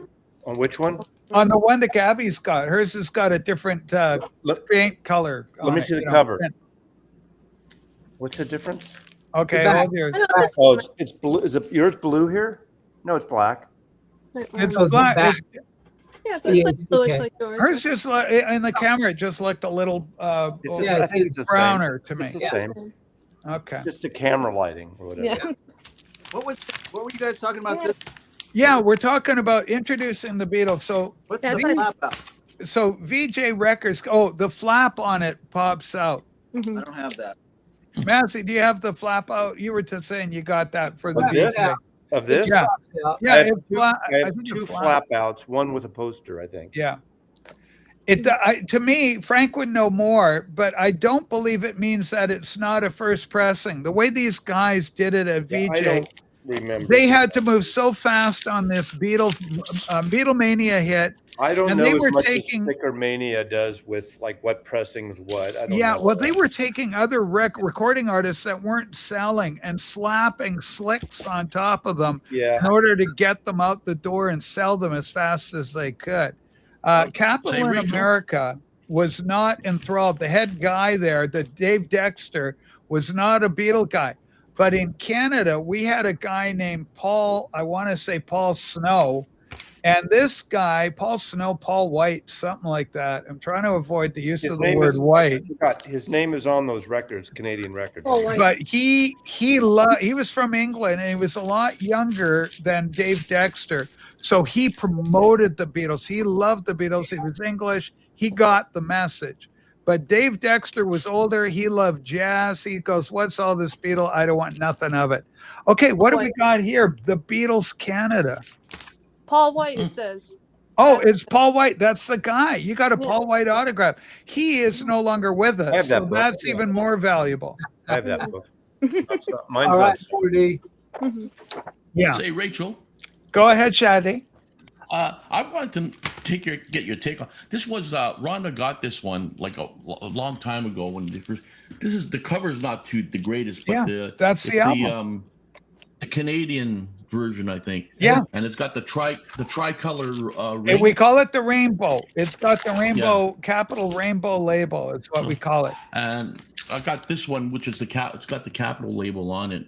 This one here. Yeah, that's same album, obviously, and it'll be depending on the matrix numbers in the run out. You know, you can see what kind of version you've got of it. But this I was interested to find out about because this one she got right at the beginning when the Beatlemania started. So Rhonda bought that. So that's right from the period, and she's owned that record for years. Yeah, so that's why the cover's it's not a VG. It doesn't matter. You know what I say? You don't play the cover, Johnny, and it's got sentimental value because it's been in her possession for so long. She is what Joe Mayo would call a first-generation Beatles fan. And Massie is a first generation. I'm kind of first generation. I mean, I was following, but I wasn't Beatlemania nut. But I was a fan. But, you know, as a kid, like I tell, 1968, I'm 10 years old. My little friend had Hey Jude, but, you know, which was good. But I like Hey Snoopy, like the Snoopy song by, you know, the Royal Guardsmen.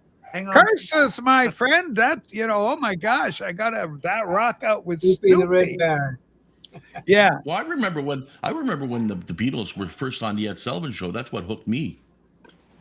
And when they played, it hooked me so much that my brother had a guitar and my sister had one of these winter hats that kind of looked like a wig, pretty much. It's, you know, funny looking hat. But I put that on and I was playing my brother's guitar. That's how it kind of got me going.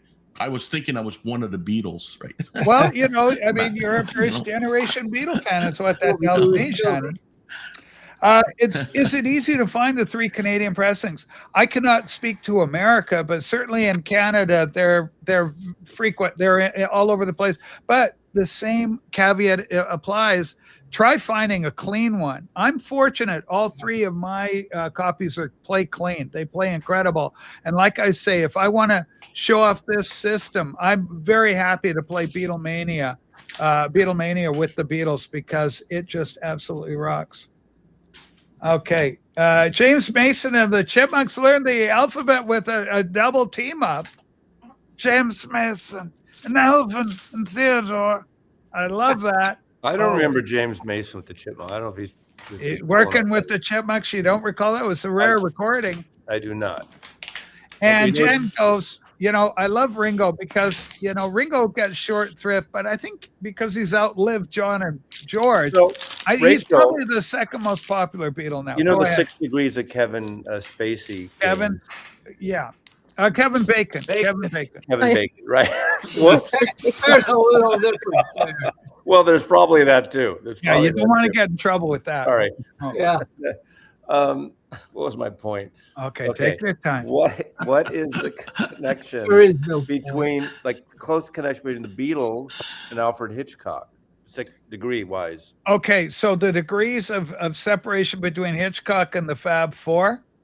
Yeah, I'm Jeez. sure there's several, but one in particular. There's probably a whole bunch.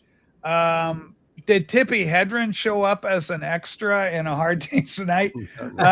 Let's see, what else would we get with Hitchcock? He did The Birds. He did, It was awesome. Rod Taylor is in that. The Birds.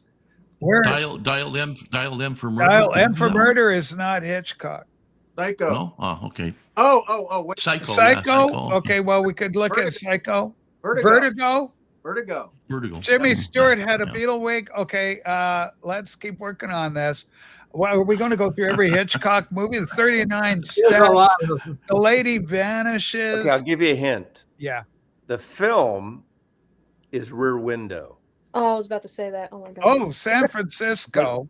No, Rear Window is not San Francisco. Oh, Rear Window's New Vertigo York. is San Francisco. Yeah, I went and to The Birds Vertigo. is San Francisco and Bodega The Bay. Birds is there. Yeah, you're right. The Rear Window's New York. Okay, so it's Rear Window. Oh, the piano player, David Seville, the piano player in the window. Ross Bagdasarian is Dave Yes, Seville. is He's playing the David piano Seville. to the right, has the cocktail party. Yes. And he did the Beatles, the Chipmunks Beatles. There's the connection. He's there in like almost in the opening scene where He's Hitchcock to the gets right. the When you're camera. looking out all the, Yeah. Perry Mason is directly across. He's the murderer. Yeah, Kevin, we don't want to spoil it, That- but don't trust Perry Mason in this one. Hey, if you haven't seen it for 60 years and I'm spoiling it now, I'm sorry. Sorry. It's it's nothing. Yeah, you spoiled too many movies that I know, haven't been I out know. that long. Yeah. Okay. Hey, I don't Bruce- mind you doing Bruce it. Willis sees dead people. Okay. Okay, now what's this here? When you're going to give a spoiler, give more than 4 seconds for people to Okay. turn down the volume, please. Okay. Seriously. Especially on those top end I ones. would Okay, appreciate it. Joey, we got some glasses. you. Let's take a look here. Let's This go. is what's the connection on this stream to these glasses? Hold it. Whoa. We got There was a Beatle TWA. Fest. There was a Beatle Fest there. Okay, These are it's a Gabby. TWA hotel. The TWA Hotel at, Yeah. at Kennedy at JFK. There was a Beatle Fest there. Right. Gabby got these for me. Yeah. Yeah. How Did you get sweet. those at the Beatle Fest? Yep. You gave me. Did you give me those too? Yep. Yeah, I thought so. Okay. Yeah, I have those. Joey Now, loves how come they're stuck together? Are they flying United? What's going on? There, There they go. They could just I like pop your right thinking out. right there. that joke you just laid was there's that you could spend a long time thinking about that one. Well, Yeah. here's the biggest, closest degree of separation to the Fab Four. Ken Scott engineered Joey's album. He also engineered a couple of Beatle efforts. And engineered. He co-produced. Was he the co-producer on your album? Yeah. He Yeah. wanted to Wow. be ought to be the straight up being honest. I think we probably irked him by trying to shoehorn our name in on the co-production. He wanted to be straight up producer, but he acquiesced. Well, and he's a big name, and you knew he was a big name when you got him. Or were you aware of his work by that time? 100%. I mean, the whole thing is insane how we met him, and he actually helped us get signed before we had a deal by doing a demo. We did 3 songs with him, and his deal was, look, I'll do, because we had a mutual, let's just say we had a mutual friend, and the mutual friend introduced him to us, and he saw me and Mike just by ourselves at a coffee shop. I mean, literally like playing fucking bongos and acoustic guitars and stuff back when that was kind of a hipster thing in LA. I got a question for you, Joey, that I've never asked you before. And it's one of the questions that people love to ask, people that have been fortunate enough to have a hit record. Do you recall the first time ever hearing Disneyland on the radio or any other song that Dada may have covered, but getting radio airplay? 100% remember. We were all in a van driving in Northern California, I think either going up to Oregon or coming back. Yeah. Were you sleeping on top of each other for the keep warm? No, That's no, a Beatles story. it was close to that, but no, we actually had to pull over. It was like, no one could drive. I mean, it was very freaky. And, of course, partying ensued and yada, yada, yada. Yeah, I remember. Believe me. And thrilled, excited, jabbering amongst yourselves, talking to each other, said, this is it, Yeah, yeah, losing our shit. I'll just put it that way. I mean, and the whole thing. I mean, in those days, of course, it's early '90s, so nobody's got a cell phone. Maybe you guys did, but you know, there's so no this is a time where we're still carrying dimes around in our pocket. You know, Yep. Mom, you can listen. You won't believe, Mom. You know, we used to buy phone cards back then before we went on tour. You could buy pre-made phone cards. That's how you did it. Yeah. There's a flashback. Yeah, totally right. Right. I like to tell people, I'll ask them to come around to the side for the credit card. And they're like, well, why do I got to come over there? I was like, well, we're pre-internet, so this is where it fit. When the internet showed up, we had to connect. Now, Gabby, for you, do you have other people in your sphere of influence that are other Beatlemaniacs? Like, we're very fortunate because of the vinyl community that we can kind of clump together. But in real life, my friends and I, we'd be out at Denny's at like 2:00 in the morning. And we had a little book called Beatles Trivia. Massie, do you have that book, the Beatles Trivia book? It's a little pocket book. I have a few Beatles trivia books. Yeah. It was a little pocket book, and we'd be there at Denny's at 2:00 in the morning, playing Beatle trivia. When did John meet Paul? You know, you go August. You know, in those days I actually knew the date, but you know, it would be like, you know, August at the summer fete at the Church Wilton Parish Church. By the way, I've been there, Gabby. Have you done the pilgrimage to Liverpool yet? Nope. Okay, I've been there, and I went to and there's a plaque, and it's gone. John Lennon met Paul McCartney here at this spot in 1956, kind of thing. Is it in here? Now that's a good book. That is that needs an update, but that is still the Woolton. You mean Woolton? It's generally Woolton. Underneath that plaque, it's inscribed, "So says Rachel." Yeah, it's in there.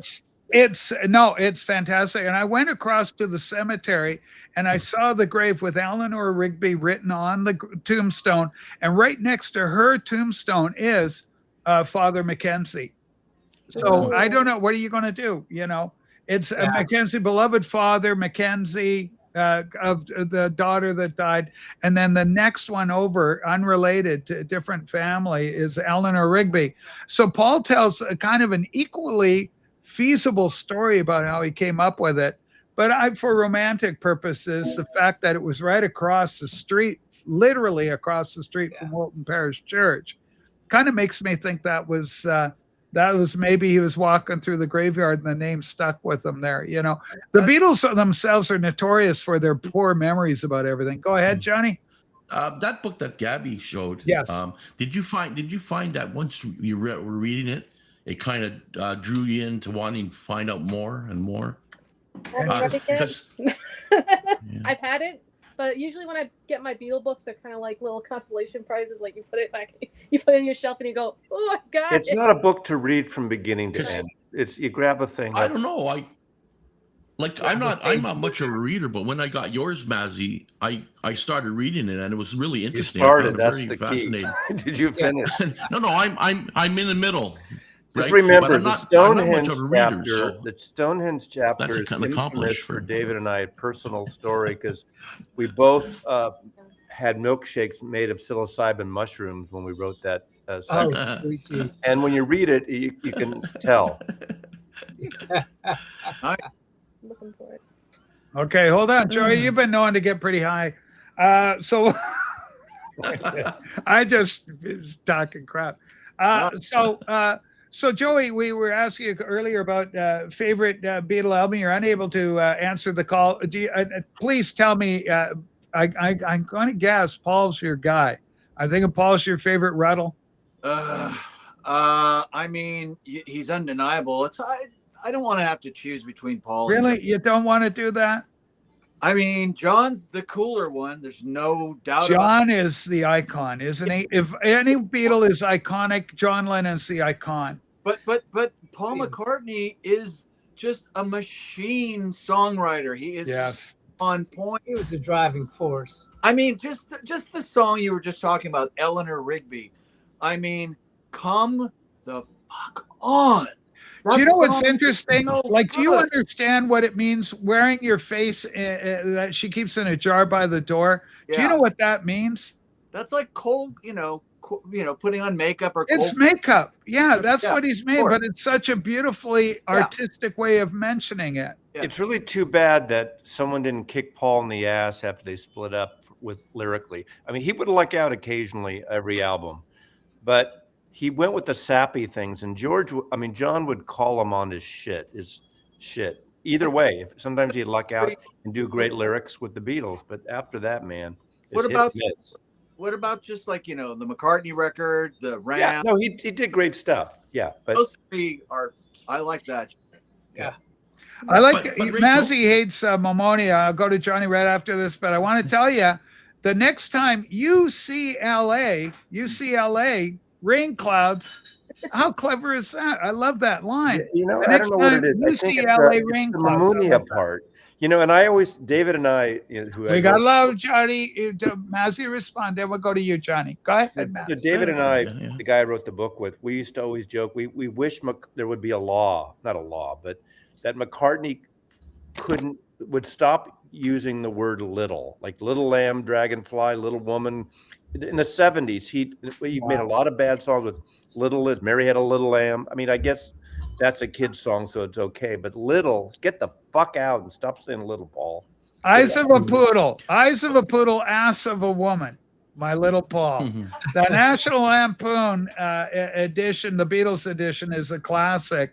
And everybody, I encourage everybody to get that album, that magazine issue. The National Lampoon, 1977, I think. National Lampoon with the black ad. Everything. The Ringo for black, like a women's hair wash, whatever. They had Paul. They had Paul. Did Paul die in '66? They had tire marks over him, bullet holes in I him. have that magazine. It was just classic. It was so So well Rachel, done. Johnny, you were going to say, go ahead.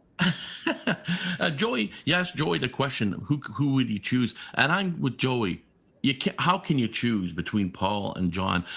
Because it's like having a left arm and a right arm. I think Paul was for John, and John was for Paul. Without, like they, you know what I mean? They were, you couldn't separate one from the other, right? Like, I think they were both. You can't choose. They're both together. I chose John a long time ago. It was very easy for me to do. I love Paul, but all my favorite Beatles songs were Lennon's songs. That was one of the things. Like my top, if you give me my top 10 Beatles songs, they're Lennon songs. And we had one of our guys on the show. It was really interesting. I forget who the personality was, but we had them on. And they said, this Beatles, I don't know who they are. Oh, you know who it was? It was Dave Winchester. It was Fred Putterman. And so, we'll call him Fred Putterman because that was his alter ego. So for Fred Putterman, and he said, I don't know which Beatle I should, who I like, what they are. And I don't know much about the Beatles. He was a young guy. And so he played the albums and he said, well, what do you like? And he started naming the songs. And all the songs he liked were Lennon and Harrison songs. I go, based on the preponderance of the songs you've chosen, the ones you like most are songs penned by John Lennon. The ones you like second best were posted by, or the second number of songs you liked were George Harrison tunes. Speaking of good tunes.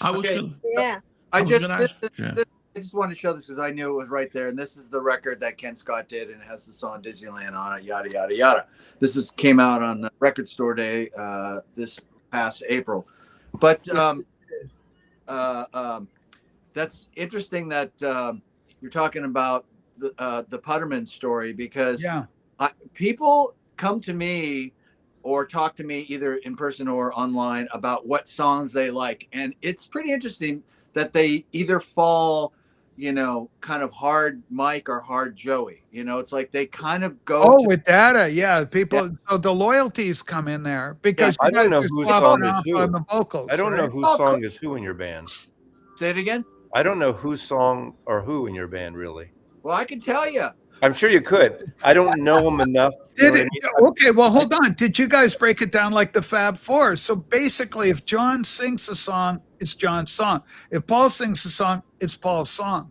I would say that's like 75% of it is like that. But we did a thing in the very beginning that we kind of got, we tried to keep as much as possible, but then you start writing by yourself. We really wanted there to be 2 lead vocals at all times, like just back and forth, and then real interesting harmonies instead of just kind of the third at all times. We tried to do, counterpoints and, movement and stuff like that. So that was the whole point. We really wanted to go for not just one guy singing and then the other guy sings. We really tried to intertwine. So maybe that is why it's hard to tell, Massie.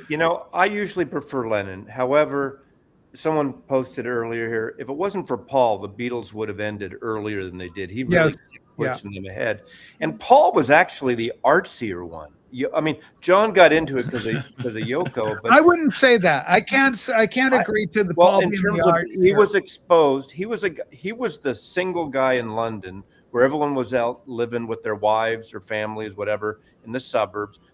Paul would go to the art exhibits more, except for later with Yoko and John. He would go to like Stockhausen concerts. He would hit avant-garde. He was introduced to a more worldly view of art. I agree with that. He was certainly part of that scene. Yeah. But he brought Richard Hamilton to do the White Album. Hold on, Novice Nick. Go ahead, Nick. Sorry. I'm going to take my leave. Gabby, Joey, nice to meet you. Johnny, Maz, thank you for having me, Rachel. We love you, Nick. It's great. Have a happy new year if we don't see you. Yeah.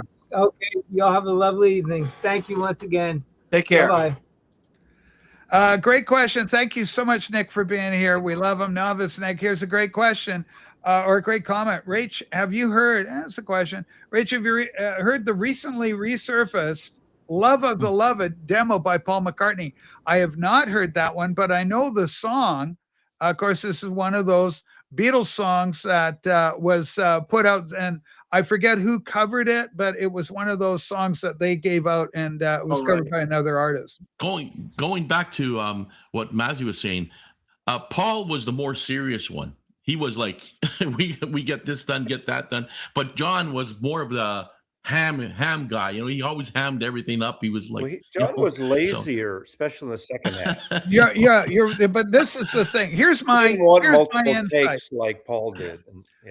John, also, you think about that, Johnny, when you're talking about John clowning around, that's him in front of the camera. Your cameras are on you all the time, and you're just going, oh, God, what do I do now? Perform for us. Right. Make music, act up, mock show, like they used to do. And so he was just sick of it. They were sick of it for a long time. And the reason Lennon would do the where he was acting, mentally challenged is because they would bring these poor kids up that were mentally challenged in wheelchairs and stuff, and expecting the Beatles to play like the Pope and do some sort of Catholic blessing to heal these poor people, because the charisma and the energy around the celebrity of the Beatles was so great. It was extremely off-putting for those guys. They didn't even know how to handle or even respond to it. So a lot of that kind of went into the whole thing. Beatley Tone, Sue loves you. She wants you here late in England, we know. But Tone, if we can get you up here with this esteemed, august panel, we'd love to have you here. Oh, that's nice. Yeah, that's nice there. From when I saw Beatley Tone last at the Montreal Ball Show. Got it. I say that is gear and fab. So here's the thing with Lennon. Here's nice. John. I identify with John so much. John was the one where everybody turned, they're all feeling down. And John was the one, where we going, fellas, to the uppermost of the poppermost. We're going to go drive. We got to do it. The problem for Lennon was he obtained it. We're the biggest fucking thing in the world. Nobody can touch us. We are bigger than the Beatles. The question was, Zach, were the Beatles bigger than Jesus? Oh, yes. Hugely bigger. Well, they had more hit singles. Of course they were. A few more. That got them in trouble. Jesus Christ Superstar was pretty big. But my real feeling about John, my feeling about John and the betrayal of it, the betrayal of his own emotions are, though I laugh and I act like a clown, beneath this mask I'm wearing a frown. I'm getting a little tired, of She Loves You, Yeah, Yeah, Yeah. I'm getting a little tired of the whole thing. And he was one of the first, if not the first, to get tired of the whole thing. And I really believe that once John achieved, where was there to go? He didn't have any desire to go, let's get another record out. And so he's happy. Right. He's out by the pool. He's got his $1 million by that time. Life is good. If you're driven like I was, okay, and anybody else who's a musician usually has a similar story. Most people don't just decide one day to be a musician as an adult. It's something that they've been driven and worked on their whole life, and it's all a mental game. When you see how people reacted, to the Beatles or any of these big bands, and you're young, you go, I want that. I want that. That it's like, how do I get that? How do I get everybody to love me and go crazy? And then you see on these shows that we recently just got back, you kind of see the other side of it, how damaging it can be. Like you have no clue that actually what you're trying to achieve in life can actually mess you up. So that's the conundrum of the whole thing, right? Mm-hmm. Yeah, it's the hunger, the achievement, and then when you get it, and then where are you going to go? Paul's still hungered. Paul was way hungrier for it than John was. Isn't it 4 in the morning in the UK right now? It's 2:15.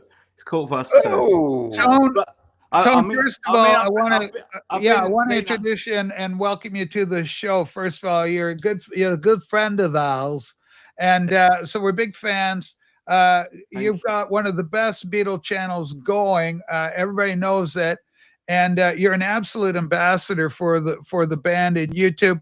And you know what's beautiful about it is when I go over to johnlennon.com and I see one of your videos at johnlennon.com, that's high praise indeed. Massie's had that same honor extended to him.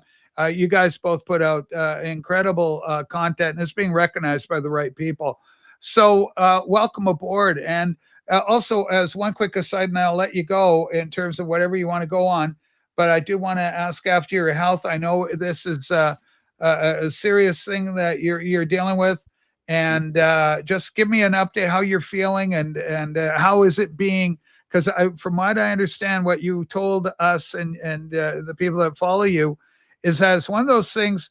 It's a long-term, slow progressing thing that you can control, but at this point in our science and where we are, we don't have a cure for it as yet. Yeah, that's have right. I got that right? Have I got?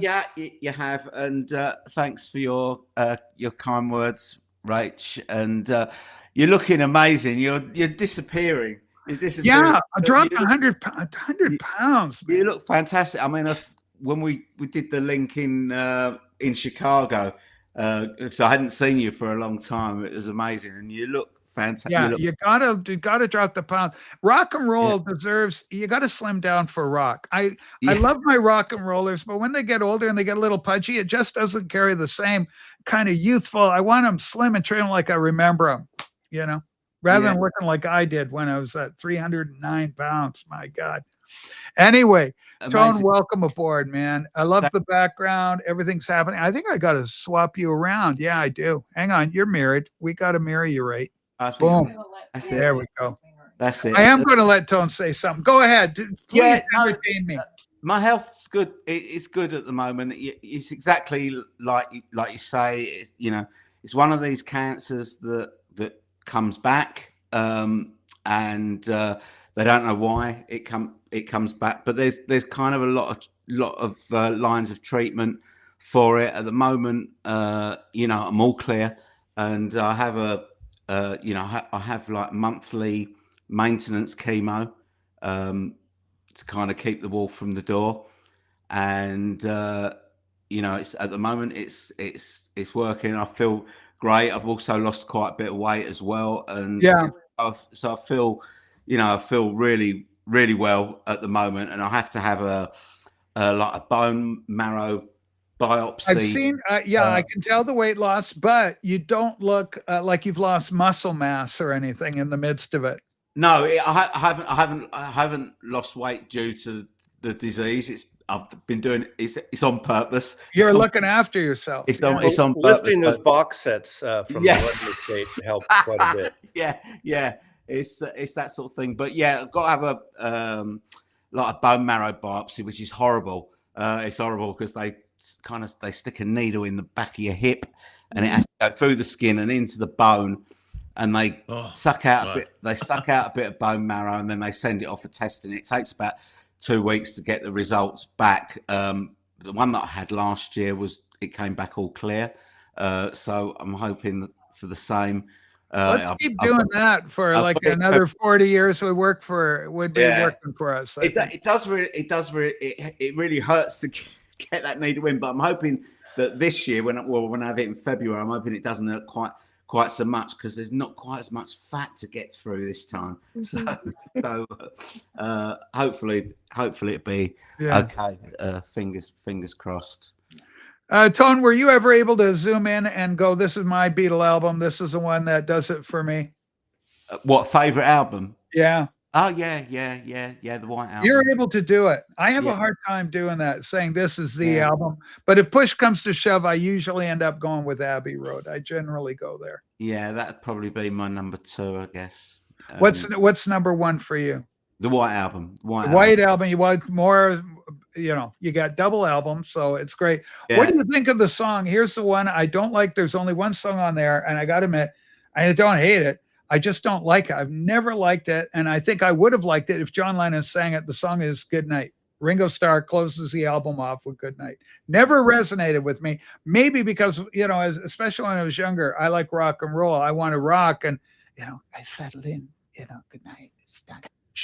Yeah, I'm the same. It's one of my least favorites, but I really like the outtake that was on the White Album box, and they've just put it on Anthology 4 as well, which was the take 10, where they'd taken some of the guitar parts from take 5 and put it on top. And I think that sounds really great because you've also got John and Paul harmonizing with Ringo on that, and I think that's a better version than the one that actually ended up on the album. But it's not one of my favorites on the album, but I do really like that outtake.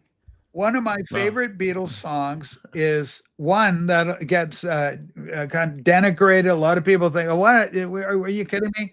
But the song is Octopus's Garden, and the reason I love it so much is because not only does it have a great melody and it's so easy to remember, but it's those incredible backup vocals of John, Paul, and George. When you're Ringo Starr and you got those guys backing you up, when they do those oohs and ahs, and they're underwater too. They set a template. The beauty of those oohs and ahs is unbelievable. It's off the chart. Joey, go ahead. I see you flagging there. 2 things. I need to refresh my drink, but we'll be right back. But okay. Okay, I'm not going to go too heavy on this, but in regards to Good Night, I'll tell you what I did like about it. Okay. When I would listen to number 9, youth, that used to hear that can be kind of frightening, all that. Number 9. You're right about it because it creates huge tension with that. There's a great dessert in there. What that does is it would always like, oh, okay, everything's okay. Because I kind of would get into it, like, really listen on headphones and stuff to number 9. I really loved it. Well, there's machine gun bursts in there, and Hold That Line. There's social unrest with the rioters, strikers. Yeah, you can like make a movie in your mind with that as a soundtrack when you're a kid. You know what I mean? It's really cool. So at least that song did kind of kill my shit after that. My favorite part in number 9, apart from the number nine, apart from all that, is I love it when Yoko goes, and then you get naked. Yeah, I just, and you go, oh, Yoko, you're rocking it there. Holy smokes. Mm-hmm. And it's that bit, that rape. Oh, I love that. Yeah, isn't that so? It's horrible. It's horrible. I love it. Oh man, it's so trip. I like that song more. When I first started, back in '68, you're first hearing these things. I didn't like not Helter Skelter, but number 9, I always kind of. But as I've gotten older, number 9 has grown in my. I love it. Large in the imagination. I had a tape recorder. I remember the local FM station played it all straight through, and they promoted a week or two before it came out. And I set my tape recorder to record it with a timer. I was in school. It was like KSAN at noon or whatever. And I remember, so I had it on tape for like 2 weeks, and our garage band learned how to play Birthday and one other song I forgot. And we played it at this dog show in the Stonestown Mall. But right away, I thought Revolution was so cool. I know people hate it. I get it. But there's something about it was just so weird. Exactly. And then that's why I like Good Night. I like the big lush orchestra with those women, those female vocalists. That's why I never understood that stuff about Paul saying I hated when Phil Spector put vocals. Listen, we know but now. Good Night, there's women vocals sing like harmonies on that. At the end it's all orchestrated. Here's the deal. I think Paul just had a beef with Spector more than the actual sound. I agree with that. In the movie Get Back, Paul's there being talked about, and they say, "Hey, so what's going on?" They're having a little wrap around the table, and they go, "Are you going to go and maybe get some strings added on, this thing?" And Paul, we might, think about it. We might just do that. And so he's not dead set against it. It's just it was because Spector came in and was kind of ramrodded on him. But doesn't Paul, when Paul fairness plays, to the band, Maz, when Paul that album was horrible. Thank God for Phil Spector, because there's no way that what's his name? I don't think the Glenn John mix. The Glenn Johns was horrible. But if he they did had what he put that could. out, it would have been the writing on the Beatles. Would have been horrific. They said the Beatles have lost the plot. They are no longer the great Beatles. Nobody said that when Let It Be came out, even with Spector's touch. Nobody could say that. Wow, that's a good song. That's a good song. Let It Be. Are you kidding me? George Harrison solo. Oh my God, so good. Billy Preston, amazing. Tell me if I'm wrong, because I think Gabby's seen. I haven't seen McCartney since 220 or whatever. 2022 probably. 22, yeah. Here in Seattle, the last 20 years when he does Long and Winding Road, he kind of does this orchestration on the keyboard. So that orchestration he hates, he uses. Yeah. I mean, he hasn't been doing it on this tour, the latest tour, but he has done it in the past. And they've had Wicks doing the orchestral parts on the keyboard, and even going back to Wings Over America, they still had those parts played by the horn section that they had on that tour. Wow. What an event that was over here. The Beatles not Beatles, but Paul touring for the first time in America in like 10 years. And I still remember on Good Morning America, and they had Paul playing a picture of him in concert, and they superimposed the 3 spectral images of the band, before the 4 spectral images, but it was really the guitar section that was there. So John, Paul, and George floating in ghostly black and white above a color picture of McCartney. And Paul didn't have that in the concert, but the Good Morning America superimposed it, and it brought it all back, and it was quite an emotional thing. Bring up Sticker Mania. A lot of energy. Bring up. Okay, what do you think? This one? This one here? Yeah, I agree with that. Spector was a genius. He was a genius. He turned kind of kooky later on. He was an asshole, but he was a genius. Yeah. Oh, he was a genius in producing. I better say wanker. Sure. That's better. Yeah. So, yeah. Oh, sorry. Gabby, go ahead. Show what you got. A few things to show, but I guess when we were talking about the White Album, I wanted to show this. Is that the Apple log? The songs by George Harrison and Richard Starkey. So maybe I think it's British. Oh, I did it wrong here. There's a delay. Access. I don't know how we do this. Is this better? There we go. Got it. Yeah. Let me see if I can open it or something. But and it's got the Beatles. The that's sheet music, right? Sheet music, yes. Yeah. Got it. Yeah. So let me see if there's anything. That's a good one. While my guitar gently weeps. I love that one. Oh, good. It's got the images they take from the inside. Yeah. Very nice. Rarity. Oh, But yeah, I want good. to show that when Beatley Tone was saying I love. Yeah, that's cool. I've not seen that before. Okay, and you were saying you got a couple of things to show. What Yeah. else you got? And then I had another comment when you were talking about number 9 on our way from Montreal to Hamilton when we were seeing Paul. Yeah.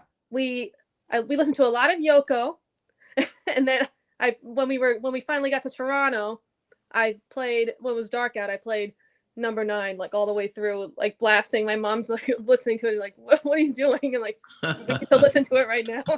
It's time. Gabby, does your love of music extend to actually playing any? So we've got the question: does Gabby play an instrument? Do you play guitar, piano, or Yeah. something? I play guitar. I did play cello, but I've been playing guitar since I was like 7 years old or something. Like that. Oh, okay, wow. And we witnessed that guitar playing Yeah. in Chicago, didn't we? We were all a little bit pissed to appreciate it properly. We've been Well, you appreciate it in a whole different way. Have a few under you. Hey, so Tone, I can't help but notice you got a lovely acoustic with you there. Are the Beatles responsible for you having a guitar in that room? not really, because I play drums. That's my. Are you a lefty? Are you a lefty? For the guitar, I am. Yeah, I'm not. Yeah. I'm not naturally left-handed, but weirdly, when I first picked up a guitar, it seemed obvious to me that the most difficult bit about playing the guitar was making the chord shapes. So I thought, right, well, I need my best hand for that, which is my right hand, which was completely wrong. So for years, I played the guitar upside down very badly. You're in trouble, Calio. And and even playing it the right way around, I still play it very badly. But at least I had to learn when I got a left-handed guitar, I had to learn all the chords the other way around. Yeah. Did Donovan teach you how to finger pick? Sorry, Did Donovan teach you how to finger pick? I still can't. I can't do that. I can play chords. That's about it. Yeah. So for yourself, Tone, you've been doing videos now. I'm going to say 3 years, maybe. Was that right? Maybe 2. Just over 4 now. 4 years. So you've been at that one. See, this is me getting older. I never remember these things. Yeah, August 2021 I started. So if anybody wants to learn more about your channel, what video that you put out, say, go watch this. If you really want to get a sense of what I was able to bring, and the one maybe you're most proud of that you covered and did, because you've done a number. I loved when you did the Japanese Beatles, from Liverpool box set, when you showed that. Yeah. You inspired me to get that set. When I saw you do yours, I said, that's it. I got to get that thing. Yeah, I mean, it's such a good value set. It's a bang for buck set. And you can pick it up for around £50. So maybe bought about. Okay, so Joey, tell Joey what From Liverpool is all about. So it was an album. It came out in 1980, and it was a mail order box set. So you just ordered it. There were adverts in the national newspapers and magazines and stuff like that. That's it. Massie's got it there. I don't even have it. And it's a really interesting box set. So it's 8 LPs, and it kind of covers the whole thing. But not every track on every album. But what's interesting about it is it's got a lot of different mixes on it that weren't on the. It's on Parlophone, but there's a lot of mixes on there from different countries around the world. So different to what we got in here in the UK, and that was the draw.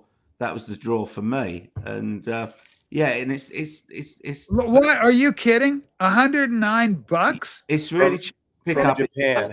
That's from Japan. I bought mine in Japan. I literally, the only way I could get it is I ordered it from Japan. What did you pay? Do you mind asking? I think I paid $125, something like that. Just like in the inner sleeve. That's 160 too. So. Or do they all have a sleeve? They do. They all have an inner sleeve with sleeve notes on the back, and you've got they've got a picture on the front of each sleeve, but they're not always appropriate to the time period that the the album is. So you could have sort of one of the LPs might cover sort of Beatles for Sale and Help, and then you'd have a picture on the front cover of them in their Sergeant Pepper suits or something similar to. What about the pressing? Is there any like Horzu kind of vibe where the pressing really sounds good? I mean, they do sound good. They do sound good. You know, obviously they're all mostly stereo pressings. You know, from the 70s, so they suffer from the the panning. One of the inner sleeves, Gabby. Just this is the inside of the box. Yeah. I took the records out because I have them all. Oh, okay. I get that. I do that with a lot of my Beatles, but that one I kept all my records inside of it on mine. But yeah, and so they're all listed like this, but they don't do them with the original album cover. So it's the entire Beatles catalog, essentially. No, it's not. It's not the entire catalog, but it's. What are they missing in that, Tom? Selected tracks where you kind of have to go through it to work out what's missing. I don't know it off the top of my head, but there's a few tracks missing from each album. It's got some singles on it and some B-sides as well that weren't on original albums. So it's an unusual set, but I really like it, and it's one of the best value box sets out there, I think. So it comes in this box like this, but the real answer, the real thing, folks, go watch Tone's video on it. It's this thing's just crinkling. You get this, you get stuff in it. So you got a little thing like this in there. There's a lot of paper that comes with. Go ahead, Tone. I was just going to say you probably got that extra booklet because it's the Japanese one. Mine's the UK one. I don't have that. So that has all the everything in Japanese in it as well, doesn't it? Like all the Japanese pressings do. So the Japanese, maybe Sticker Mania would know this too, but are the Japanese and the British the same pressings, or are the UK pressed in the UK? Yes, I think so. Yeah, so they may be. Yeah. It was issued by like a magazine called we had here called Readers. I remember when it came out, or it was available, and for some reason I just didn't. I don't know. Yeah, I paid $100. I've got the receipt from Japan because I bought it off eBay.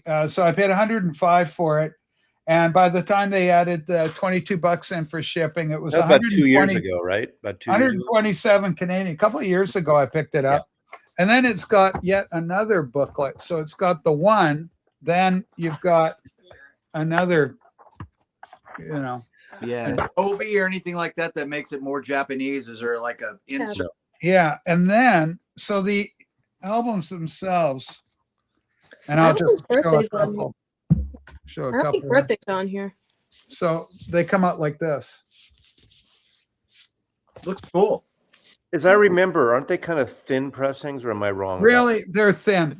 I think they are. They're like 140 to 40 grams, or they're just like the pressings that of the normal albums that I bought in the 70s. The same sort of thickness of vinyl. Still got that panning. With vocals on one side and instruments on the other, and that sort of thing. Yeah. But and folks, if you're looking for the best sounding, get the UK one. UK, the best. Okay. Yeah. Well, what? Sorry to interrupt. Are they the American version or the UK version on a lot of this? They're not the albums. Oh, you mean song-wise, the mixes? Yeah, the mixes. Okay, this is where Tone comes in because he does a breakdown. He did such a good job on this thing. Like I say, I had to go buy it once he finished doing it. Tone, go ahead. I can't remember. I mean, some of the US mixes, mostly the UK, but there's a couple of German ones in there as well, and it's got the I am the walrus with the extra extra bar, extra beat in there. It's a weird kind of hybrid, isn't it? Yeah. That was the thing that drew me to it, just getting the extra mixes. I think it's got the all my love, right? All my loving with the hi-hat intro. I think that's it. Yeah, I think that's on there. Springfield. I have an autographed copy of Alan's book, and David and I stayed at Alan's house in March. Alan Williams. March of 1980. We stayed at his place. But he does charge you. you got a ton of songs on here. How many albums are in this? Says something like think it's 8 eight. albums, Eight. eight or nine Yeah, albums. in one there? for every day of the week. 8 days a week. I like it. Oh, there you go, right there. Thank you, Gabby. So yeah, you got 8 albums in there, but the price is really great, and so that's really good. Great price. Don't plant these seeds of imports in Joey's head, please. Folks, yeah, the channel's not monetized. I'm always looking for a nickel. Can So I if you've got- divulge? I'm going to divulge it anyway, whether he likes it or not. Joey just obtained a Kinks box, mono box. Yeah, I'm gonna post a picture of that later tonight, actually. All right, now tell me about that. Sarah, the Raging Tomato, who I love very much. This lady, she's doing it for herself. Sisters are doing it for themselves. Sarah's incredible. She's in what's called the panel verse. She has a cast of millions that come around and flock around her, and you can understand why. Great personality, dynamic, charismatic. And I got a new mic. It's a Shure microphone. So I'm having fun, and I think it's performing better. I think than, Sarah my is little great. man. I think Sarah is Yeah. great, but I think most of the men are from the wanker verse. You think they're wanker verse guys? Is My that what you- opinion, just my opinion. Holy smokes. Mhm. Well, I mean, some are, but there's such a wide range of people that she does have on. I want to do another shout out to Beatle. Yeah, Mania. do. What I like that he's been doing lately, a handful, or at least a couple, maybe not a handful, of like what we might expect, like what we might expect next year with Rubber Soul and things like that. And these are what if videos, which are kind of like science fiction, but they're fun, and it's fun to say it out loud. So I really enjoy those. Thanks, Yeah. Matty. Yeah, because I wanted to kind of one of the things that I wanted to explore was like what there would be as far as like a sessions LP if Rubber Soul box set came out, and I went through Lewison's complete recording sessions where he he lists every take that they did, and also some bootlegs that I've got in my collection. And I discovered there's not a lot. They didn't do many takes of any of the songs really, but 5 was the most that they did. I think Run for Your Life, they did 5 takes. And I think Michelle, they did 5 takes. And all the rest are kind of 3 or less takes. Amazing, isn't it? Yeah. So, because the way that they recorded that album, they did it so quickly because they needed to get it done. A month, right? A month. Christmas, yeah, plus the day 3 or trip. 4 weeks. We Can Work It Out single, and they had to record the fan club Christmas message, all in less than a month. So they kind of, when they recorded it, they did the rhythm tracks, the backing tracks, and didn't worry about lead vocals or guitar solos, and sometimes not even bass, and just added them all as overdubs, because obviously the more things you try and include in a take, the more things you've got the possibility of going wrong.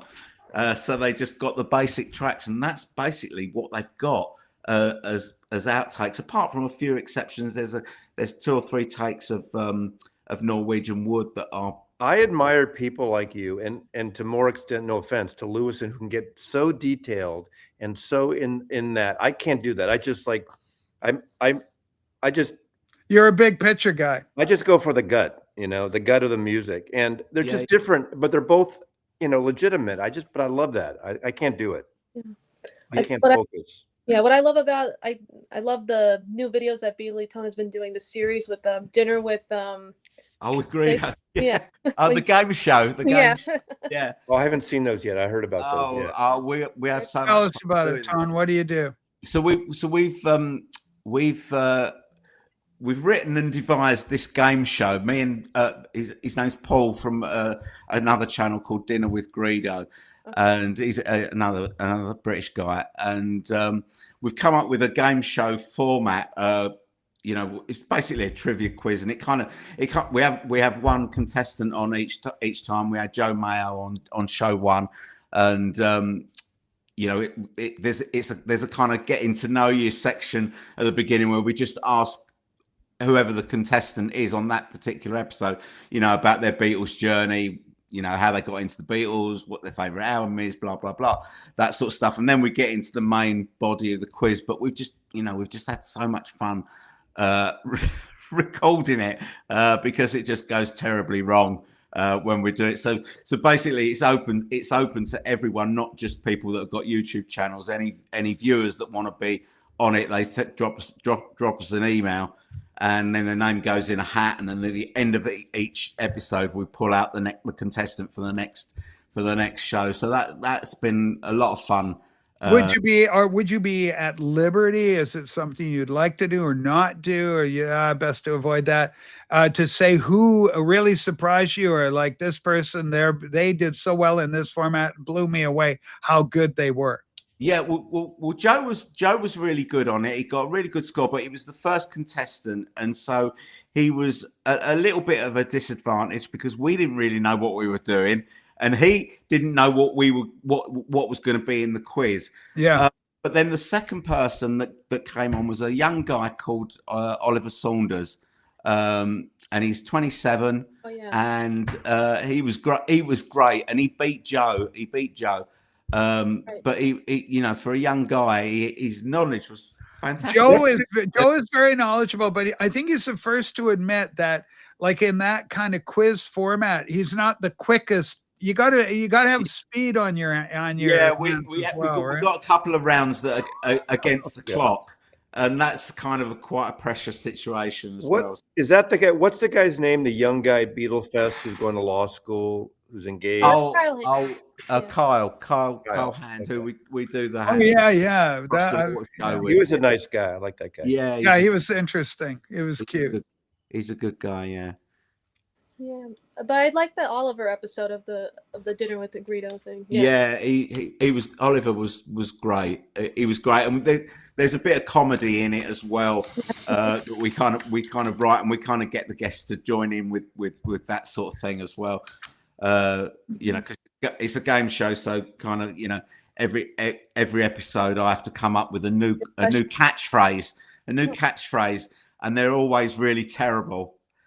So the contestant has to get involved and start using the catchphrase. Absolutely hate my catchphrase for the episode and that sort of thing. Yeah, I love it. Now, Gabby, how are you at trivia kind of stuff where they go, "What deer did John meet?" and all that kind of thing? I feel like I wouldn't be that good, but I don't know. I played Trivial Pursuit with my family like a year or two ago because we have a bunch of them, but we never had one open. We got one open. And I played it and I beat them. So I'm like, I don't know. Oh my gosh, there's a Beatles version of Trivial Pursuit for, built for us kind of Beatle maniacs, which is just great. Our friend Melody has arrived. So I want a big shout out to Melody and lots of love going out to Mello, and great to see him drop by. So, when it comes to doing episodes, Massie, you've done a million of them. Do you have an episode, if you were to tell somebody, you want to see me at my best, you want to see me really cooking, watch me do this one? It depends.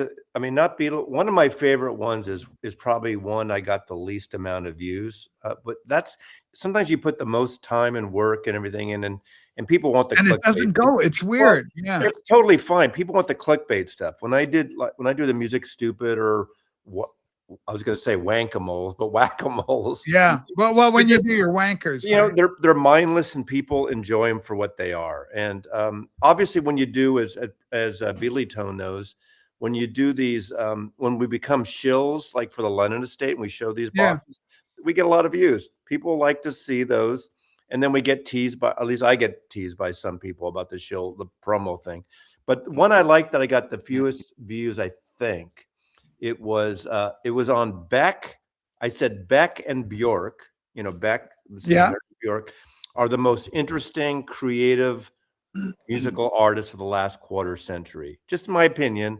And I went through and compared their music. And whether you like them or not, they went their own way and they kept going in a weird way for 25 years. And they might be too artsy or too dancey or too whatever. It was a swan dress when there's something about those two artists that they just do with, and I like, to me, that's what the essence of the Beatles were about. When the Beatles did what they want to do, they didn't follow anybody else. They led, and they just went. And that's, to me, growing up listening to Beatle records, everything would, by the time someone would copy them, they'd be on to something else. Yeah. Your video about getting your getting your new racks from IKEA, that got a lot of Oh, yeah. I Well, was you put the totally word I was, IKEA in, it Yeah. goes a different stratosphere, right? I was totally engrossed in that because I think people just want to have a nose through your racks, and I'm thinking, oh my god, he's going to have to rearrange all of these albums. It took me He's 3 moving jazz weeks. to over here. It took me and 3 it's- weeks to do the Yeah. big shift, but I didn't do it every day 8 hours, you know. Yeah. That's When you fun. get old, you do like maybe 3 hours, and then you just do something else. That's a and you big come back. that's a big job because you got a lot of content, a lot of product yeah, to yeah. swap around there. Yeah, Yeah. and Joey Fun. wasn't available to come and help me, and Coffee Dave wasn't available. Can you imagine the shit you'd be in? What did you do to our bass player, I'm kidding, man? I'm You kidding. know, it's like, oh They were my they God. were offering, saying, "Hey, if you need help, just wait." Like, no, they were great, but Yeah, it's super fun. Holy smokes. I want to watch Massie review Chinese goods. You could even paywall it. I'd pay Rach. hey, Herc, Her last I don't know $5 if to watch I don't that. know if You Beatle son of a told us, bitch, but Herc. Holy every smokes. few days I get these emails from definitely Chinese companies that have some weird, like a tent camping lighting gear thing. We'll send you buy a copy, we'll send you this and do a video. We like it, obviously haven't watched our videos, but they do that, you know. So Mhm. I would definitely, if I got a sponsor that that works for my channel, to me, coffee or gin or whatever, because record companies aren't going to pay you, and they shouldn't. But if there was a branding thing, I'm totally would do ads. It's kind of like Parlogram. You Yeah. know, he gets sponsored by Squarespace, and all the power to him for that. You know, it's a legitimate thing. Okay, Mass, have you reached out to a hat company to get it done? No, and I could I used to put 'Cause, I mean, proposals. it's part of your I used to put proposals together iconography. with ad agencies for my photographer. So I could, you know, I'm kind of lazy doing it, but I Yeah. could do the research and do a pitch. You and I mean, need a gal in your corner to push you a bit. I don't need a gal. Because I mean, you could do it. I think it would be a great idea. It's on point. It's part of your branding. It's like I run around with my little Heinche record. I've turned Heinche into a part of the iconography of the Rachel's Ghost Show.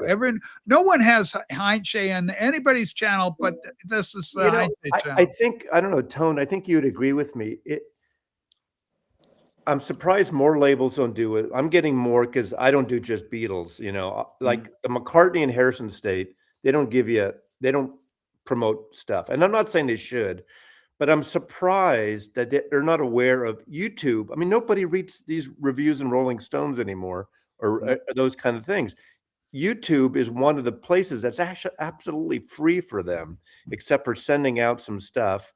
And maybe we praise it and people say you're shills, but we're showcasing it for them.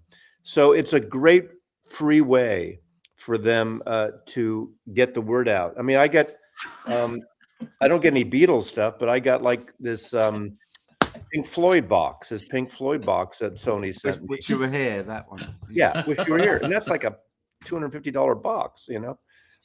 But I like Pink Floyd, and I guess, you know, I did something separate on my own on Pink Floyd on Pompeii, which has nothing to do with getting anything free, which they saw, and then they reached out to me. So yeah, that knocks me out. Massie, you've had some great moments where bands have looked at your product or you've done something, and the band themselves, their representatives, have reached out and said, the one that caught my attention was Small Faces. So you got the small small face. Are you kidding? Legendary. Well, that's band. Kenny Jones's guys label. said, "Well, That's they Kenny were Jones's so label." appreciative The guy Rob Krager, who curates those things for Kenny Jones's label, reached out to me because I showcased that Small Faces box was coming out, and I actually bought the box. I didn't get it free, but then they liked it, and he sent me the Odd Gone Not Flake reissue that's coming out in the States in March, and the Humble Pie reissues and the other Small Faces. So some of the people are aware of that, you know. I mean, you might be missing something though here on that tent light thing. I mean, I can see the lights, you know, and everything dark, and you do a whack-a-mole in the dark, which is like. Well, I should say, and I have.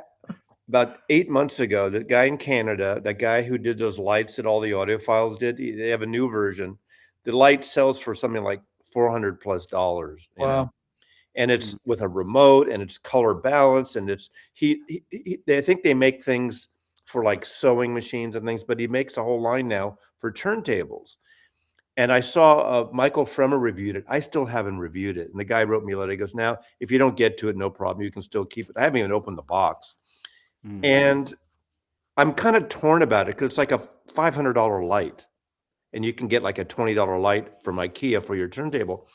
But it's pretty amazing light. And there are people that we know that buy $10,000 tables and patch cords and all this stuff. So there's nothing wrong with me doing that for that audience. But of course, then you get the wankers saying, oh, you're just shilling for who would pay $500. Who cares? Who cares? That's my answer. No, I know. I get a little sensitive for it. When I don't think my photographer. I'll defend you to the dying breath. I know. You know? I mean, seriously, light looking at, you need the right light when you're, it's really like, look at the DJ thing we were doing. I mean, light was crucial. Yeah. You know, finding the grooves and the, you know, but you don't need a $500 light. I have so much compassion on people that are trying to make a business. They've got a product they want to sell. They want to get it out. And so, you know, I think you should review it, especially if they gave you the product, you know, like it's rarefied air. If somebody gave me anything, it's me. Otherwise, I'd ship it back. I can't in good conscience keep this thing if I'm not going to at least talk about it. Here's my honest opinion. Hi, I'm Norman Masloff. I'm here. This product was given to me, full disclosure. I do that. I've got flight gear for flying airplanes and stuff in front of me. And a lot of the gear that I paid my own hard cash out of came into the hands of the influencers in the flight sim community. And they go, full disclosure, I was given this piece of hardware, but here's the review anyway. I'm still going to give you my honest review, but it was gifted to me. I just started watching. I finished the first season again. I saw them when it came out, but I'm rewatching Mad Men. You know, and so I'm trying to learn from Don Draper all the ins and outs of advertising again. So we'll see what happens. That is, it's toasted.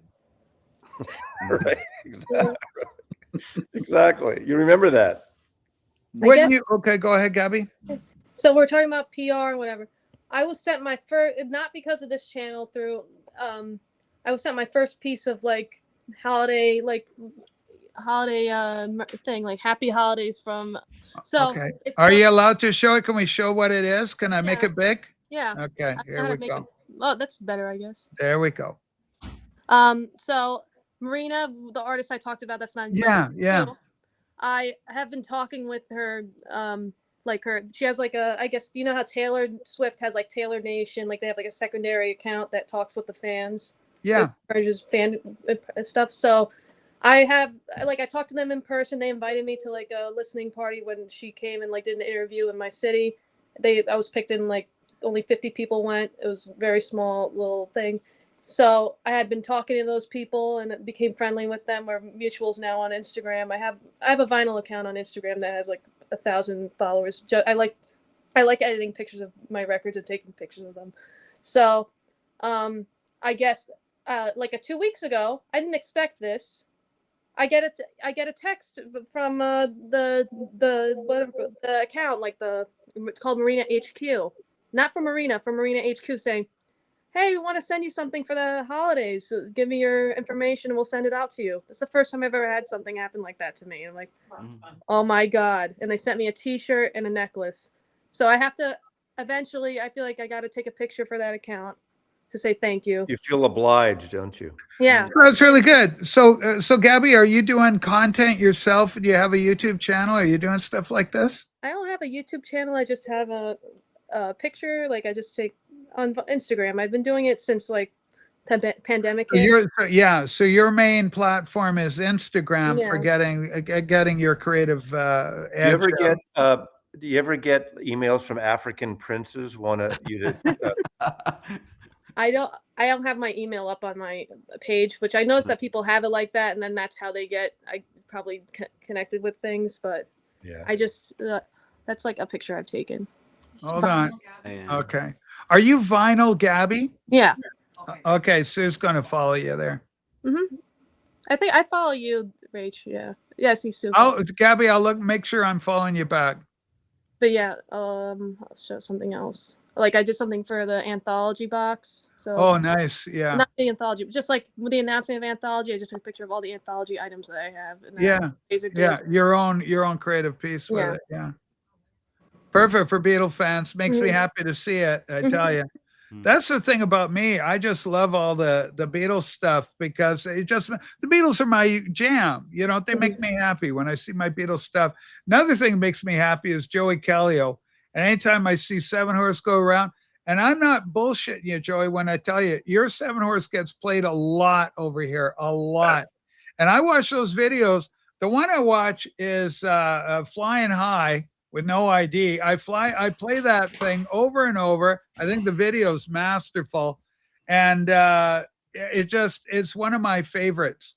And that one also, and then the other one, because I'm elderly, I'm having my typical brain fart, Hippies on Acid. That one is fantastic as well, because it's such a good hook in the song. And I love the cool variable of it. With you inside that box, whatever the hell you guys were in to film that, the video is also very strong on that. And I find myself playing those two over and over and over again. Basically, I do this with stuff. Same with David Pedrosa. I love his song called Drown It Out. And I just play the hell out of it because that's what I did when I was a kid. I'd grab my 45 and play it over and over and over.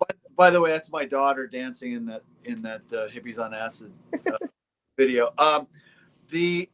I'm torn on these videos. It's like, should we spend money making videos in this day and age? It's like, I get That's a good question. It's content because we've got this record. I swear it's my favorite record I've made in a long time. I really, really like it. I'm not just saying it. I don't know what other people are going to think about it, but I know what I think about it. I really like it. It feels more like a record, less like a collection of songs. There's just something about it. There's something about the way it came together, the whole thing. I really like it. But I'm not sure if we should spend. I mean, those videos. I don't think you have to spend a lot. Those are not cheap. I don't think you have to spend a lot anymore if it's the right concept and a right video. And it's a lot easier to do because of the effects and artificial intelligence and all the other variables that go into just putting a little thing together. There is that. I'm kind of over the using clip. I mean, you're right. Artificial intelligence. That's might be where we're going. But just the idea of the old clips that were, you can use all these free clips. I'm done making videos like that. Yeah, don't do. I hate that shit. But you can do so much stuff now with even iPhones. I mean, or decent, digital cameras. Or the resolution is so good, and it doesn't have to be good, as some of it. Right. Yeah, exactly. Sometimes you want that gritty inner city kind of. I love black and white, so you could. I mean, there's so many things you can do. You don't have to do the whole thing like that. I wish I could get some kid to do like whoever to do like animation. I have a kid. Yeah. Yeah, but his kid will have come. He's a professional kid. I want to show. Let me see if it's up still. Hold on a second. Here's the deal. So while Massie's looking for that, Gabby, what's your most valuable to you piece of Beatle memorabilia or collectible or record or thing you have? The one thing that you go, I think this is probably the rarest or the one that really. It's very cool that I have this thing. And I'm going to go to Tone with the same question. We'll go all of us, because I know Joey's got Beatle records. There may be one he likes the best. Johnny's got his collection. Massie's got a ton of stuff. But for you, Gabby, what would it be? I think it may be this, but I don't know. Sentimental, I have to think about that, but I have the thing that's probably worth the most that I bought for. Okay. I showed it. Tell me about that one. So this is a very hard to find U.S. picture sleeve. Those like only on the East Coast. I showed it on Frank's show. Frank said that I think it's like only 200,000 were printed compared to like I Want to Hold Hand, which was like I don't know millions. So this is like I showed on his show. I showed him that it has like the price sticker stamp still there. Is that price stamp from way back in '64? Yeah. Holy I have some other ones that smokes. kind of look like that too. Wow. So, Cool. Yeah. So wow, that is a treasure. And I have the reissue from Target up there too. But oh yeah, the reissue that they did. Yeah. I just put a link in. It went in the second video, but Joseph, my son, when he was 18, he did this video for Joan Genrino, who used to be in the Kronos Quartet when she left the Kronos, and he did all this himself. Now this is 18 years ago, and he did it for probably hardly any money. If you know, Wow, he'd be very young. but it's years fun to ago. watch. So it's 18 years ago, different whole thing. Yeah, yeah. Go watch it at some point. Yeah, folks, bookmark that. Watch it. Give them the view. Rachel, don't you have that as a 3-inch? Oh yeah, I do have the little cutie little 3-inch thing that Joey very kindly gifted me, by the way, folks, and it's just right over there. Okay, so for you, Tone, what would be the one item if you wanted to impress us Beatle people? What would you go? Oh, look what I got, Rach. You wouldn't believe what I got, but this is what I got. I guess. It's not worth any money because I'd never sell it. But I've got two items signed by Paul that I went and he does signings very occasionally. He always does them in December.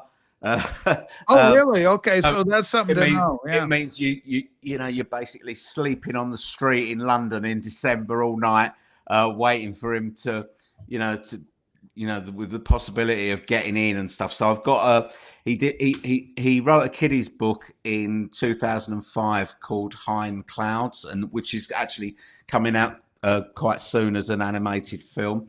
And he did a book signing for that at Waterstones in London.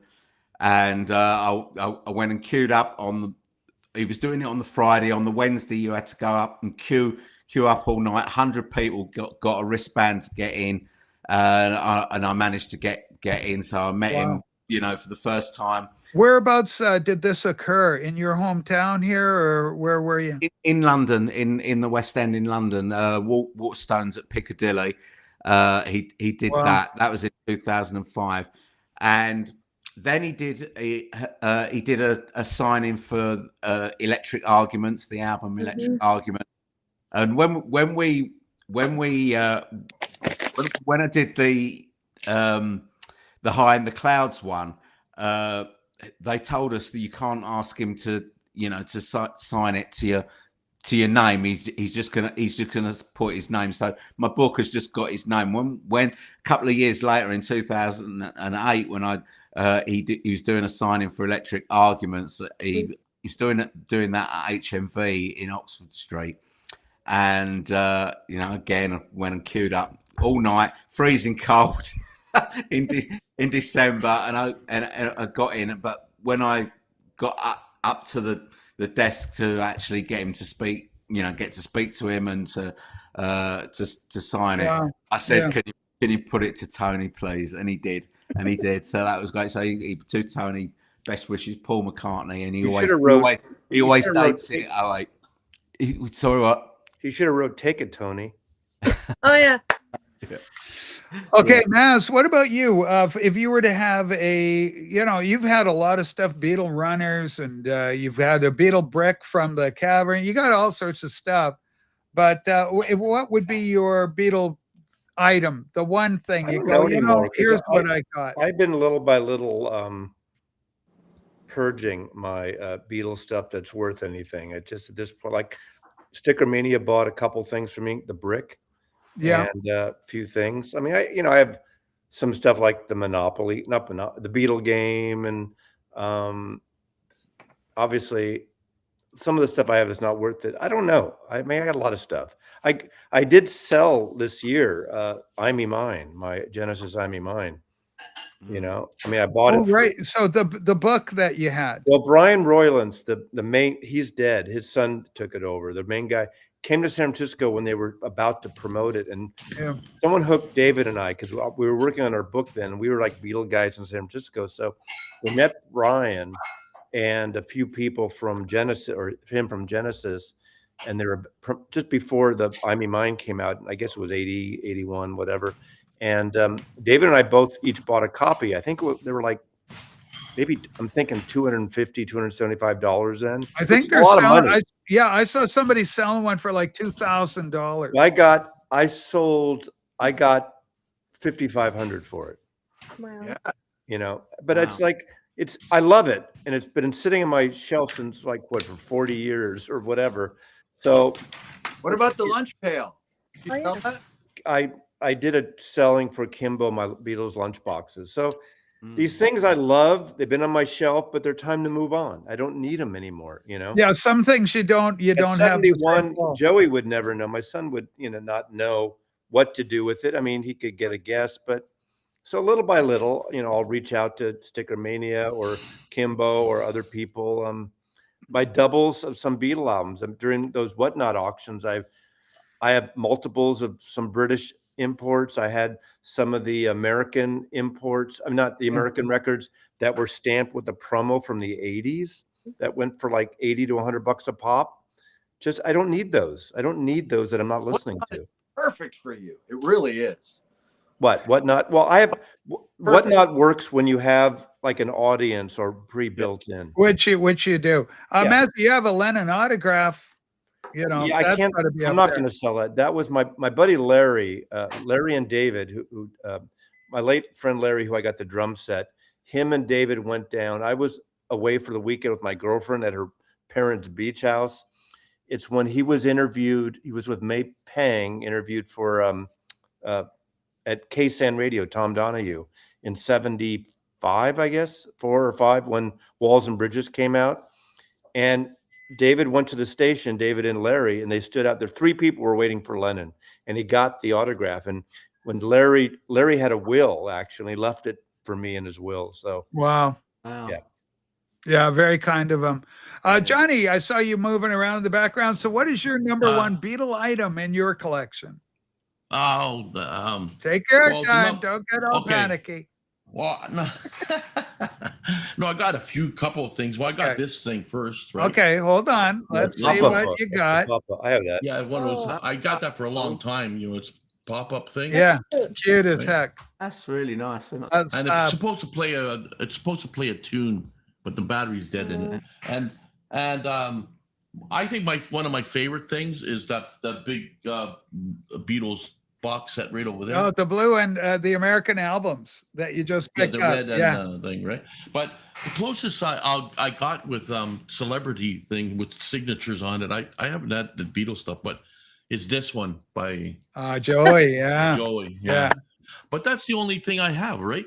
And I was looking for that puzzle one, and I checked on Amazon. It says unavailable, and I was just wondering. This is what I wanted to ask Joey, when he was gonna maybe have any more out of those albums, because I checked Amazon today actually to check if it was, and it says unavailable. The So I'm Last just wondering. Resort is the name of the album. Puzzle It's thing, the yeah. last album they put out came out, I want to say 2023. I want to say that album came out in 2023, The Last Resort. And it's got Mr. Record Store Man on it, which I just love that because, I mean, it's based on a true story and one that Rob the Wax had an encounter with. So it's like a full circle story that Joey had his own experience with it. Johnny, you're talking about the Dada record though, right? From Data, yeah. Oh, The you're Dada talking about thing, Data. Yeah, I thought you were talking about Last yeah, the Resort. Data, they're unavailable. I checked earlier today actually, and so I was just wondering when you were going to get any more that out was or the anything. limited edition for Record Store only. But I mean, you didn't hear it from me, and I don't know for sure. It was just something that was said back when we were doing all that. That might come out on just a regular pressing, like just black vinyl. Oh, okay. You know, Yeah. it's nothing until it's something. That was the Okay. if they do it, I don't know, but you know, I know you can get that on the secondary market for like, I don't know, $1.25 or something like that, 150 or but, you know, don't do that, Johnny. It's fun.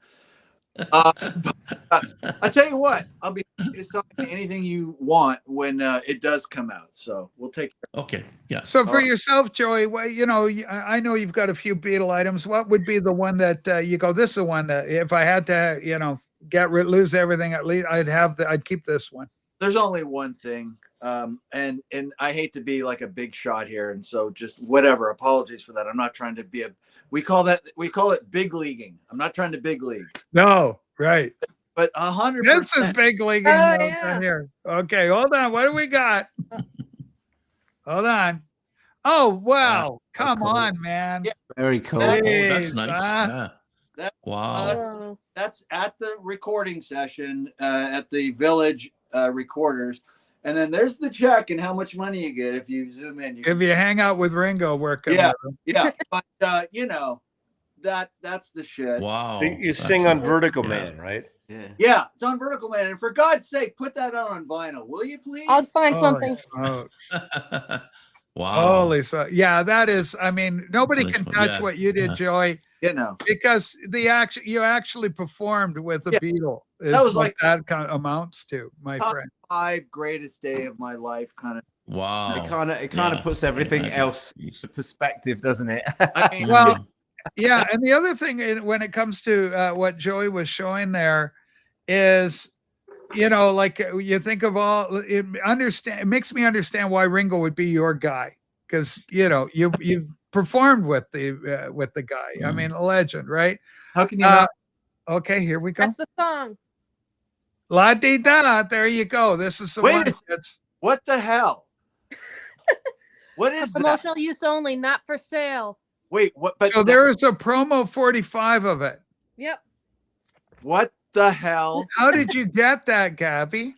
So back in whatever year this came out, the fest had a door prize where, like, I don't know, they were just giving them out at the fest. So my family got some, and then I found it. I'm like, what is this? And my dad told me the story that they got it at the fest. So give a lot of thank the fest for. Nice. Holy smokes! Does it have credits on it? Are there credits on it? I'm reading. Wait, let me look. There would be. It would take up half the thing with all the credits. Background vocals: Paul McCartney, Steven Tyler, Joe Walsh, Mark Hudson, Scott Weiland, and ... not the Village People singers. That's what it says. It doesn't tell you who not the Village People singers are. Nope, does not say it. Okay, on those lazy bastards. Is that you, Joey? Yeah. Well, I'm included. I mean, he's on the CD. Joey gets a name credit on the compact disc version. Right. Yeah. We're the least famous people. Believe me. Damn you, Ringo! My people will talk. We will redress this. All right. Well, that just saved me some money, though. I don't have to find that. But if my name was on, it'd be all over that. Then you'd have to have it. Yeah. I see it at my local record store. They have one.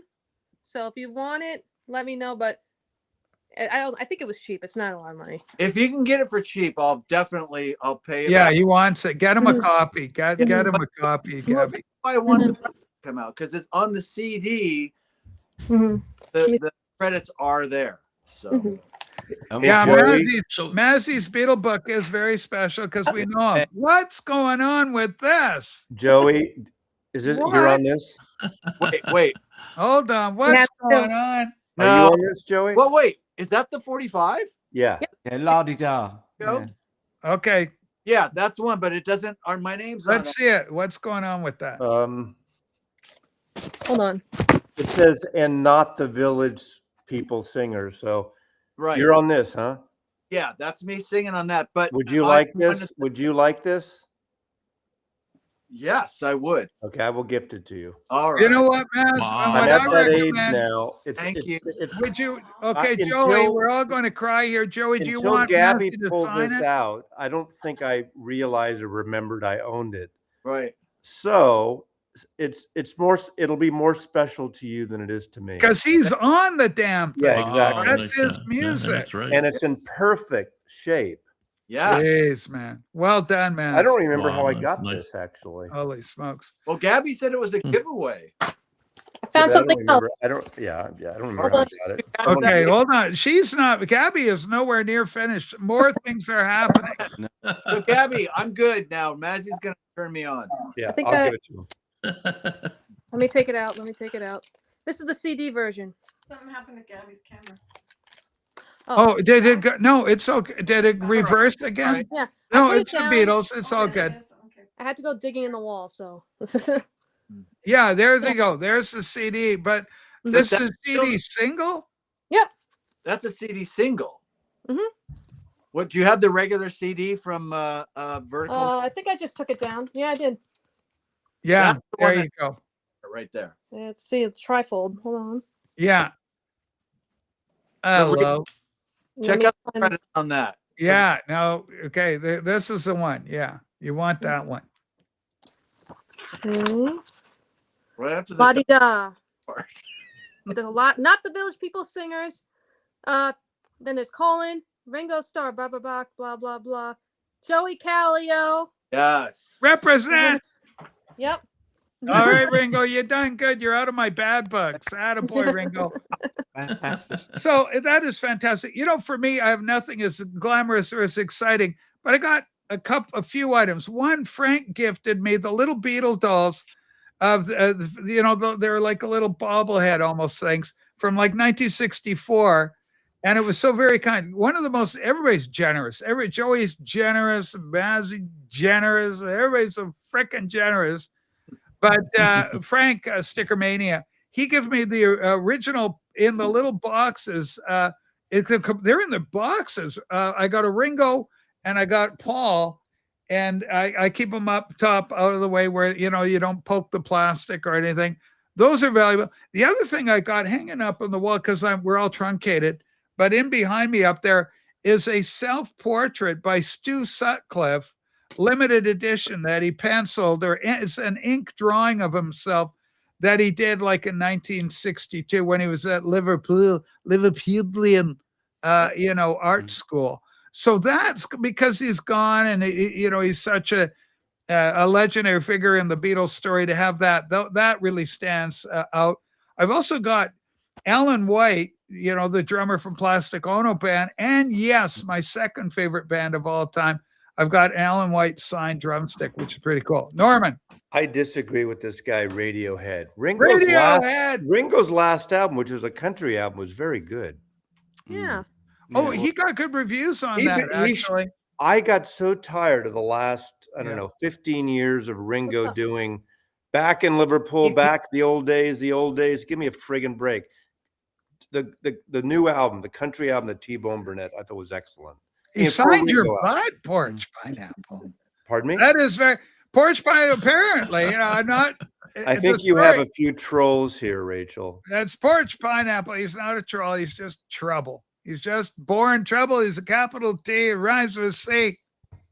Right here in River City. I will say that me and Massie's with me on this too. I mean, people who don't think Ringo's a good drummer are just straight up, they're full of shit, and they have no idea what they're talking about. Yeah. People that don't think Ringo's a good drummer are usually people that have never held a pair of drumsticks in their life, or understand what. Good point, Tom.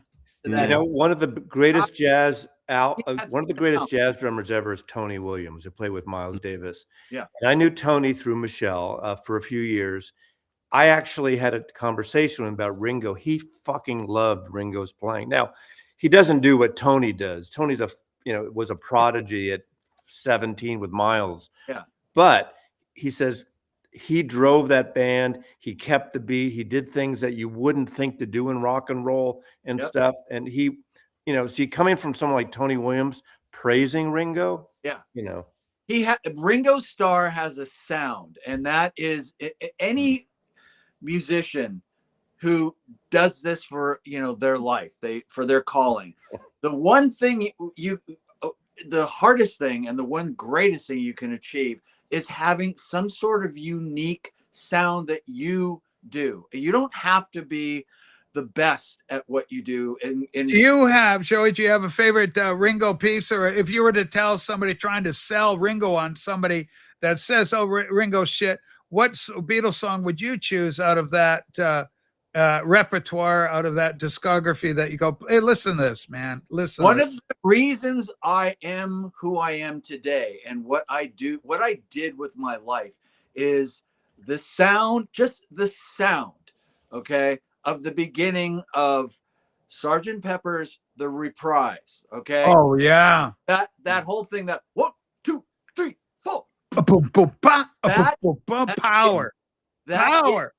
Section right there, I would just drop the needle, just play it over and over. Oh man, you zeroed in on one of my favorite. That Reprise, when they come in, 1, 2, 3, boom, 9. And then Lennon goes 9, it's perfect, right? And then boom, boom, boom, boom, boom, If boom. you listen to the sound of Ringo, Yeah.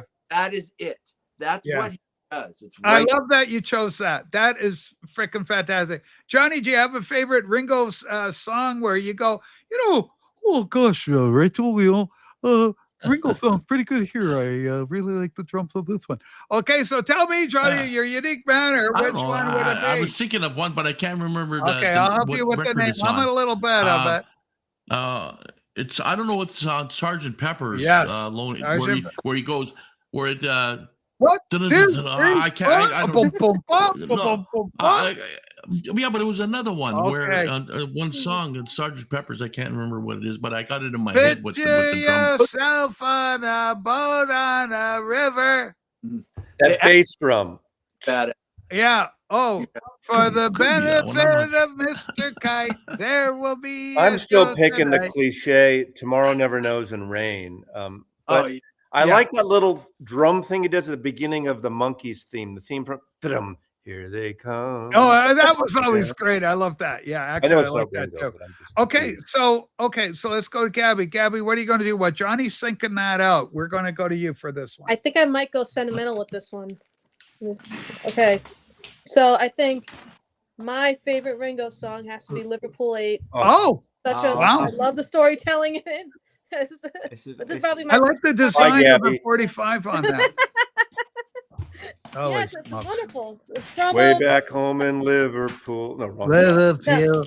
No, that's a different one. Yeah, that's very nice. Liverpool, Okay, I love Tone, you. for you, what would you do for pick a Ringo song? You're trying to sell me on the guy as a drummer. What are you going to pick for me to listen to? Well, the obvious picks are Rain and maybe Strawberry Fields Forever as well.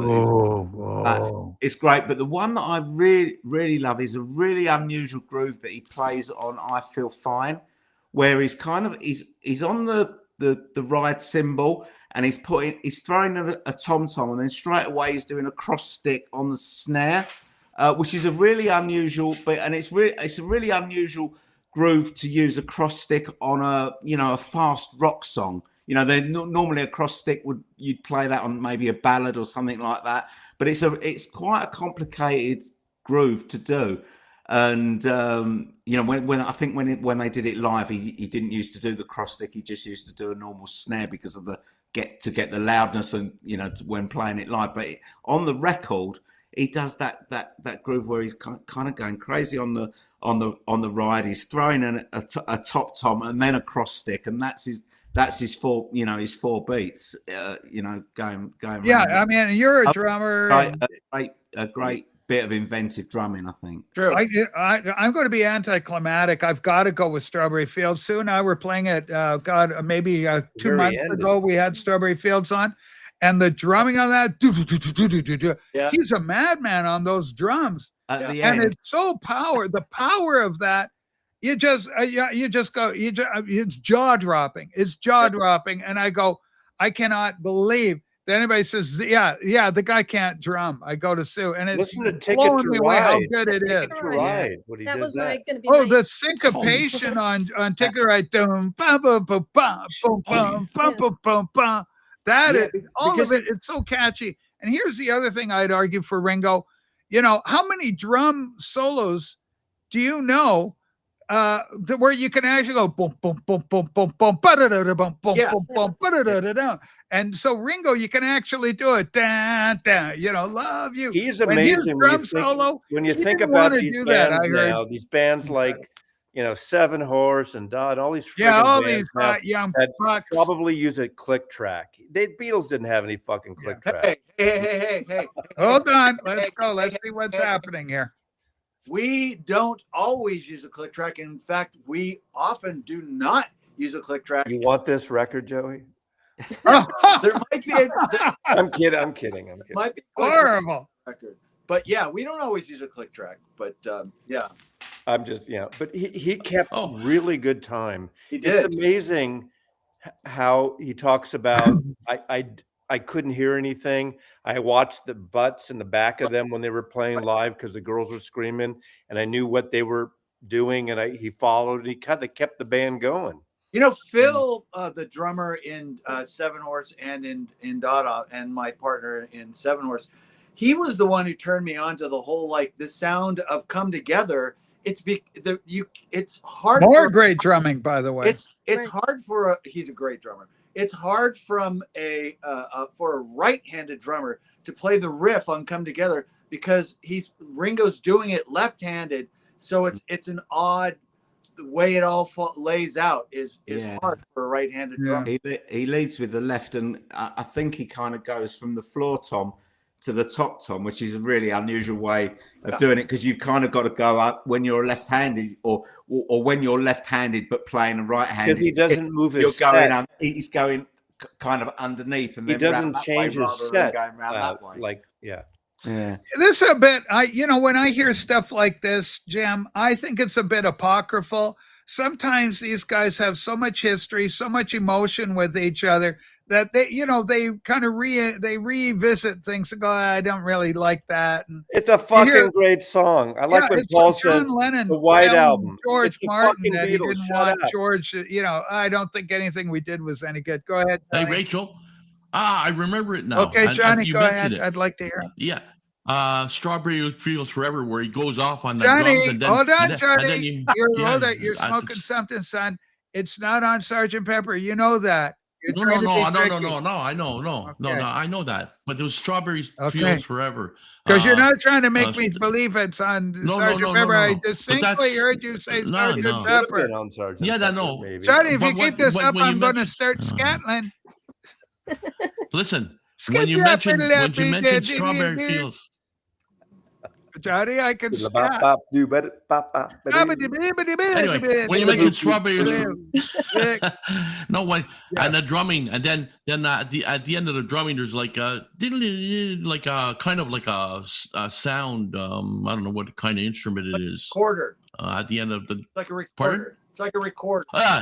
Something like that. That's when you mentioned that. That's the one that it got. No, Strawberry Fields. Yeah, the drumming is outstanding on that, Johnny. You're absolutely right. And this one, are you trying to drive me crazy? I am a little bit. Second time you're trying to drive me batty. Sorry, I've crushed your little spirit.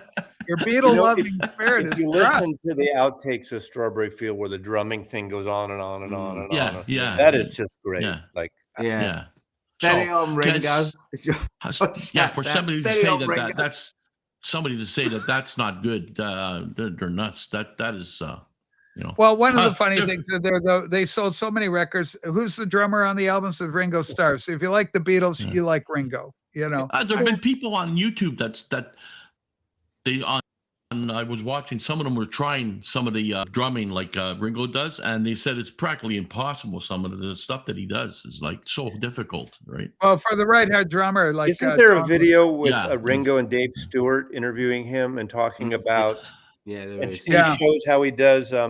Ticket to Ride is one of the songs. Ticket to Ride thing. Yeah, it's amazing. Yeah, it was nice because Ringo does get the kind of this poo-pooing business. And for whatever reason, but I'm going to tell you, he was the top drummer in Liverpool, and he was the guy they wanted, man. Who was I talking to about guitar play? It wasn't you, Joey. Guitars and drummers and musicians. I don't want to say problem because that's not fair, but on YouTube now, there's all these virtuoso guitar players, drummers that do these videos, and they're like incredible men, women doing these solos and doing these drum things, but they're not making music in terms of songs and music. So it's like a magic show. And I'm not saying they're not talented, but like someone says, you're comparing it to some of these people on YouTube that are doing this stuff, but get them in a band and let them play. Like, it seems like this woman that is going to be playing with the Rush. Apparently she's amazing, and she's got to learn all that music and actually do it in real time. That's going to be good. I think her secret will be, and I think they chose her gender for a reason, because any guy getting in there would have been compared to Neil Peart. And I think it was a quick and easy way to avoid any of that comparison bullshit. Just Neil Peart was a phenomena in and of himself, and recognized generally as one of the greatest drummers in the rock genre. Some guitar whiz or drummer or hot woman playing a lead will get 1 million plus views on YouTube, and there's and all the power to that. But they still have to. Are they touring with bands? Are they actually playing and writing music? I don't know. Songwriting is the thing. All this other stuff is just part and parcel of being a musician, and it's great to be great at your instrument. Fine, awesome. I mean, there's there's always somebody who is a shredder, and it's kind of interesting to watch them. It's like, wow, look at that. But it's all about the song for me. I don't care if you can't play guitar hardly at all. The Beatles, there are 100 bands, 1,000 bands that are better musicians per person than the Beatles. I mean, Paul's definitely the best musician in the band for his time. Very good. Yeah. Well, Paul, yeah, and also, I mean, he used to make the Playboy magazine. I read it for the articles. Paul always made Playboy's band. You know, they'd have all the instruments. There was never another Beatle in there. It was just Paul McCartney was always on bass for the Playboy band, where they. Jaco Pastorius wasn't alive yet. You know, so. Well, Jaco, I mean, very gifted, brilliant. Yeah, right? they put the jazz pole, then it became. Oh, Flea, look at Flea's playing. I mean, these guys, there's so many phenomenal players. But keep in mind, we live in an age of YouTube where there's 14-year-olds playing guitar in their basements online, and you just go, holy shit. Yeah. Or what about the 4-year-old Japanese kids? Now they should, Joey said, hopefully it'd be great if they start writing some great songs. Maybe they do. Well, that's what Joey's saying. That's what I'm saying. I mean, there's so much talent, raw talent in terms of the instrumentation, but the spark, that lightning in a bottle for the song that can change lives and capture a generation, that is a much rarer you look on these pop albums, and I like some of them. I'm not going to diss them, but you see, like, some of the songs have 10 songwriters and 5 producers. And like at some point, that's why I kind of like Wet Legs so much, whether you like them or not. They're a fucking rock band, and they've been playing. Now, you might not love them, but it's them, a guitar-led band with a very charismatic singer and a producer, and that's it. It's not 100 producers and writers. That's a good record. I don't know how many people are writing on that. Larry's real. Yeah. It's them and the producer. That's it. Good record. Yeah. What about Sturgey? 10,000 hours. I don't know. We're going good drummers. I don't know. Sentimental drummer. This is Denny Sywell from the first of Wings and Ram. He's still alive, right? Isn't he alive? Yes. We interviewed him on Hands Across the Water. Oh, that's right. In September. Great guy. Great guy. Told us Wildlife, the best Wings album. You think that's okay? Hold on, I gotta go. Gosh, okay, I missed something. Okay. Probably not, but I can pretend. You know. They had great drummer. Ginger Baker was a great drummer. Oh yeah. Buddy Rich, one of my favorites. Come on. Yeah, he's badass. The fun one about Ginger Baker is when you talk to Eric Clapton about him, comparing him with Bonham. He says the thing about Ginger Baker, most of us seen the clip. He says that Ginger Baker was classically trained, like he's a jazz guy. He can read music and he can arrange music and compose music. The guy was like next level. Have you watched the documentary Beware Mr. Baker? Yeah. Oh my God. Very good. Very good. It's crazy, scary, funny, but with the animation, it's so good. But it's the guy. I mean, he was always that guy. He was that guy in 1968. So the thing is, here's the other thing about the internet. Here we go. Like, you got Joey Calio with us. You got an actual, recording artist. In the old day, it was like the public, and then there was, oh wow, I got a record, Zozo Meth Lab Zozo sticker, right? Meth Lab Zozo sticker. You've got the guy who did that in the Scorsese film, but we can talk to Joey now. In the old days, there would be no way to contact him through a fan club and hope that maybe Joey actually gets your letter. But now, because of the internet, it's a great democratization of everything, so that everybody's in there shouldering together, and artists are trying to promote their works and get the record companies. The whole industry has changed as to what it was. I mean, this is a fact, not just at nighttime, but in daytime especially. YouTube has more views than any network TV's ever had, ever. And it's obviously network TV, and well, Netflix too. In the daytime, number one is YouTube. Now, not necessarily the vinyl community, obviously, but just YouTube in general. Yeah, and YouTube in general, because there's so much there and it's self-directed. So we get to choose what we want. If And you like can be it, a part watch of it. it. If you don't can be a watch part it, of it. exactly. And well, and then there's the immediacy of the contact. So if Tone's doing a video, you can go, hey man, I just saw you talking about this. How can I get a copy of that? Or is it hard to get? Or any question you may have. The immediacy of the content creator with the audience is it's unheralded. We've never seen it. You got to admit it. I mean, aside from young people too, it's actually good for the elderly who don't have someone maybe they live with or don't have friends who listen to music. They can talk about music. Like we used to hang out in record stores or whatever, but now I've met all these people through the vinyl. Powerful moment has just happened on the show. I said fact, but I didn't capitalize it. Okay, I didn't use all caps. All right, it wasn't all caps. It's a fucking fact. Yeah, get your facts right, vinyl community. Mellow D, big D. Guys, it is good for the.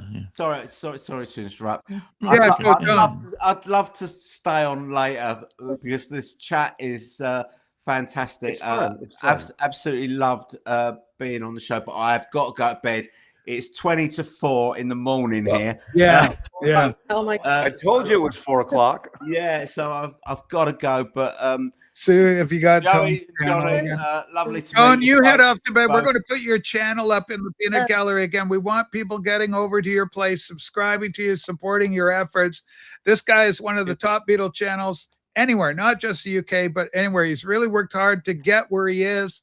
And we're just honored to have you here with us today, Tone. I'm a big fan, and I just want every good thing for you, man. And Thank you. Appreciate you being here. Gabby, Massie, Rachel, love you all, and it's been great talking to you.